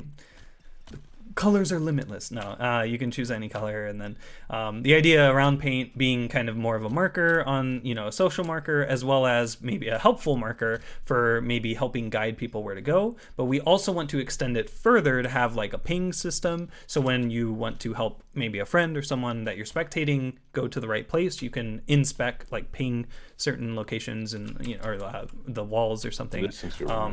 The idea is kind of getting more of a in-person coach, because we do want to kind of cater to the Jump Academy, or kind of the trainers out there that will get in the lobby with you and help you out, right? Because that is also extremely important. We're not banking on just our learn section. Our learn section will be good enough for you to understand the mode and kind of execute some of the stuff, but like actually putting runs together or looking at specific strats on maps, on specific maps, that's going to be where the community aspect comes into play, and we really want to cater to the community there for being able to teach and show and just learn. You know, you learn, you get some sick ass PBs that you get to showcase wherever you'd like. That's kind of where momentum will fit itself. All right, let's do some SJ. I haven't done SJ in forever. Which map? Any map suggestions for Sticky Jump? What's the most asymmetric that we can? Shelter. Even if you don't know the map, it won't affect you. Let me go do Amazon. My PB is still 20 minutes on Amazon. It's ridiculous. And then the loading screen, we're gonna update. It currently shows the previous map for a long time because it has to load the new image. We're gonna get in charge of or on top of that. Thing, or? We should flip the loading screen. Yeah. Oh yeah, that's true. For a mirror world. Well. But yeah, it's so sticky jump is not very. It's not far off from Conk. Mirrored right now? Oh no! Fuck! I forgot about that. Do it. Okay. I wanted to beat my PB, but all right, we'll do it mirrored. Yeah, so, oh god, it's coming out of the left screen. All right. All right, yeah, I can deal with it. Anyway, sticky. Stuff with explosive like isn't quite right yet. I don't think. Yeah. Let's try it. I mean, it shouldn't be coming out of the. Yeah, it should be coming. That's how he's like a genius programmer, but I don't know how much he thought of like the gameplay stuff. Oh yeah, no, it was more of the engine side of things, but yeah. Sticky Jump is like Conk in a way that you have a round explosive, but you shoot it, it sticks to surfaces. There's some surfaces it doesn't stick to, for example, like that glass over there. So yeah, you gotta be kind of careful, but when you right click, it blows up. So the idea is, oh my god, it's fucking throwing me off. Okay, I'm expecting it to come out of my, hold on. Oh wait, no, I can't change it during the run. Never mind. Yeah, so you put 2 down here and blow them up. You can see kind of the speed below that bar. You can charge them up if you hold down left. It shoots faster, right? It goes faster. And then you can have 3 of them out at once, which is, we'll have limits around, mappers can put limits on. But you can do a full triple because there is technically a triple pre that you can do, or you can technically do full triple in the servers right now, but it's very hard to do because it's timing based. It's very, very finicky. You have to get it on the exact tick. We just made it enabled and then are going to go the route of like, if it's too cheap for specific maps, we'll limit. That's kind of our approach that we're taking. But the idea is that, you do have a bit of a delay. So if I shoot and right click immediately, you can see it takes a bit to blow to det. So you kind of use, the timing that it takes to like set up to, or that it takes to arm, right? A sticky bomb arms, and you can kind of queue up some sticky bombs. Like watching you explain that was like jumping into a wall. Yeah. Really oh, sick! Let's fucking go. Skip the pogo. Oh my god, I'm a god. Anyway, so oh no, the triggers are broken on the map. I forgot about that. Oh wait, no, I don't think there are any actually down here. Never mind. And he's still double that. Holy crap. Yeah. I got my strats. This is kind of bizarre. I should Coming just out load of the game and like actually Ooh. what you like. I can comment. I hear my dog barking, so this is probably going to be the last map if I can beat it in like the next couple of minutes. I do have to let my dog out. So. Wait, if you ever actually sent us photos of your dog? What was that? How many times have you sent us dog pics? Because you have a dog. Yeah, she's Gok Dognack, the emote. She's been around. She's actually pretty senior, and with that comes you know, hard to control. Yeah, no, small dogs live forever. It's great. Okay, and so she's yeah. dog pics. If you sub to me, you can do Gok Dognack in chat. You can get a dog pic there. Oh, you should put it in the general team channel. Okay, yeah, I can do that. I do have some cute photos of her. Morale, come on. I'll do it. Oh, fuck. I'm getting the double timing off. No, I have to bundle them better too. It's very hard, but it's not too much different from doing it left-handed. I'm not gonna lie. Oh god, you're supposed to pogo this, which is like riding the sticky bombs. But okay, it's just too hard for me. Like doing this well is. Yeah, I almost pogoed like there a bit. Degree of like. It's sticky jump requires you to be kind of like 3 steps ahead. It's like a 2 million IQ game mode of like you gotta like know where you gotta shoot things and the timing of it. And it's like that controls the arc that you're shooting it at. And when you watch people, which unfortunately I can't really show because we don't have sticky bombs in replays, but when you watch people who know that timing, like Soup, they fucking annihilate maps. Like it's insane. Like they fly like through this because they're just shooting ahead, landing on it, boosting to the, and like it's insane. It's insane. And that's like the other aspect. Oh damn it, that I'm like really excited about is like kind of showing off this skill, because right now you have to go to Tempest World Record channel or whatever, right, to see it. And it's like in Momentum, it's literally you boot up the map and like hit tab and it's the first thing you can see is like Soup's insane world record run if you want to. So like that kind of like level of sharing is like what I'm really excited about. And then of course like the world record channels on YouTube showing off. Thank you, Resistance, for the Gok Dognack. That is a very old photo of her. She's very young and confused in that photo. Or that emote. Is she still alive? Yes, yeah. I had another dog, Dognack Senior, who unfortunately passed, I think. Oh, it's been years actually now. I just assumed that that dog was dead. No, yeah. Sorry. No, it's fine. She's still kicking.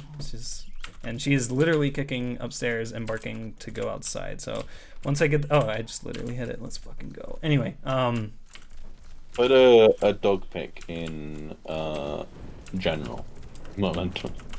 I will absolutely when I get back. But from Legendary out.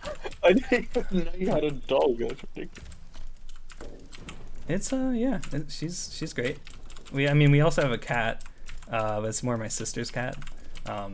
So yeah, I don't really, not the same level of attachment, I guess, to Dognack. Oh fuck. Okay. Well, yeah, this isn't really that asymmetrical, I suppose, because it's very easy. You just have to angle to the right as opposed to to the left like you normally do. Sticky jumping is something that, like... Someone's playing Conk, alright. Sticky jump scares me because, like... Yeah. I have friends who have put thousands of hours into it, and that scares me. But you play it, and I can also see why you put thousands of hours into it. I can feel myself getting better at the game mode, though. It's great. Those people are my friends, so I should, respect them for doing that, I guess. Oh, that is too high. You don't respect me? Ray, you're a far better person than I am, but also you what have... does it even mean? I just, morally. But, like, you still have, like... Fuck. 10,000 hours in TF2, which is, like, I don't know. 12,000? Oh, fucking hell yeah. Alright, last stage. Let's do it. My boyfriend Can I beat like my PP? 14. It's fucked up. It's fine. How'd you do that? Oh, man. So this is the first kind of example of a stage that you have to, like, really shoot forward. Oh, man. I don't even have, like, 2,000 hours in my degree. Yeah, when I think about how much time I've spent programming versus playing TF2. Oh boy. Oh. Okay, here we go. Oh, no! I mean, like, no! Oh, I should have straightforward. Sorry, guys. No. Oh. I was so close. Upset.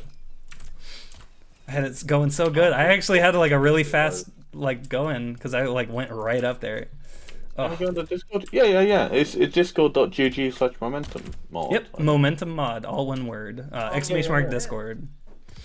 Exclamation mark.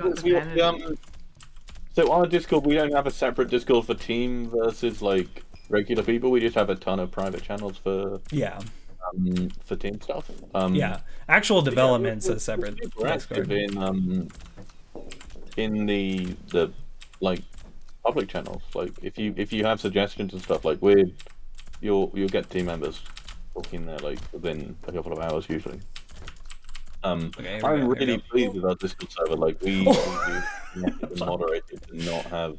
It's like how high is that gonna go? Shite in there. Some Discord servers are horrid. Yeah. That went so high. Why did that go so high? Oh my god. Basically, the key to our Discord server is to mute the memes channel, and then everything's a really good server. Yep. Basically what I do. It's pretty much it.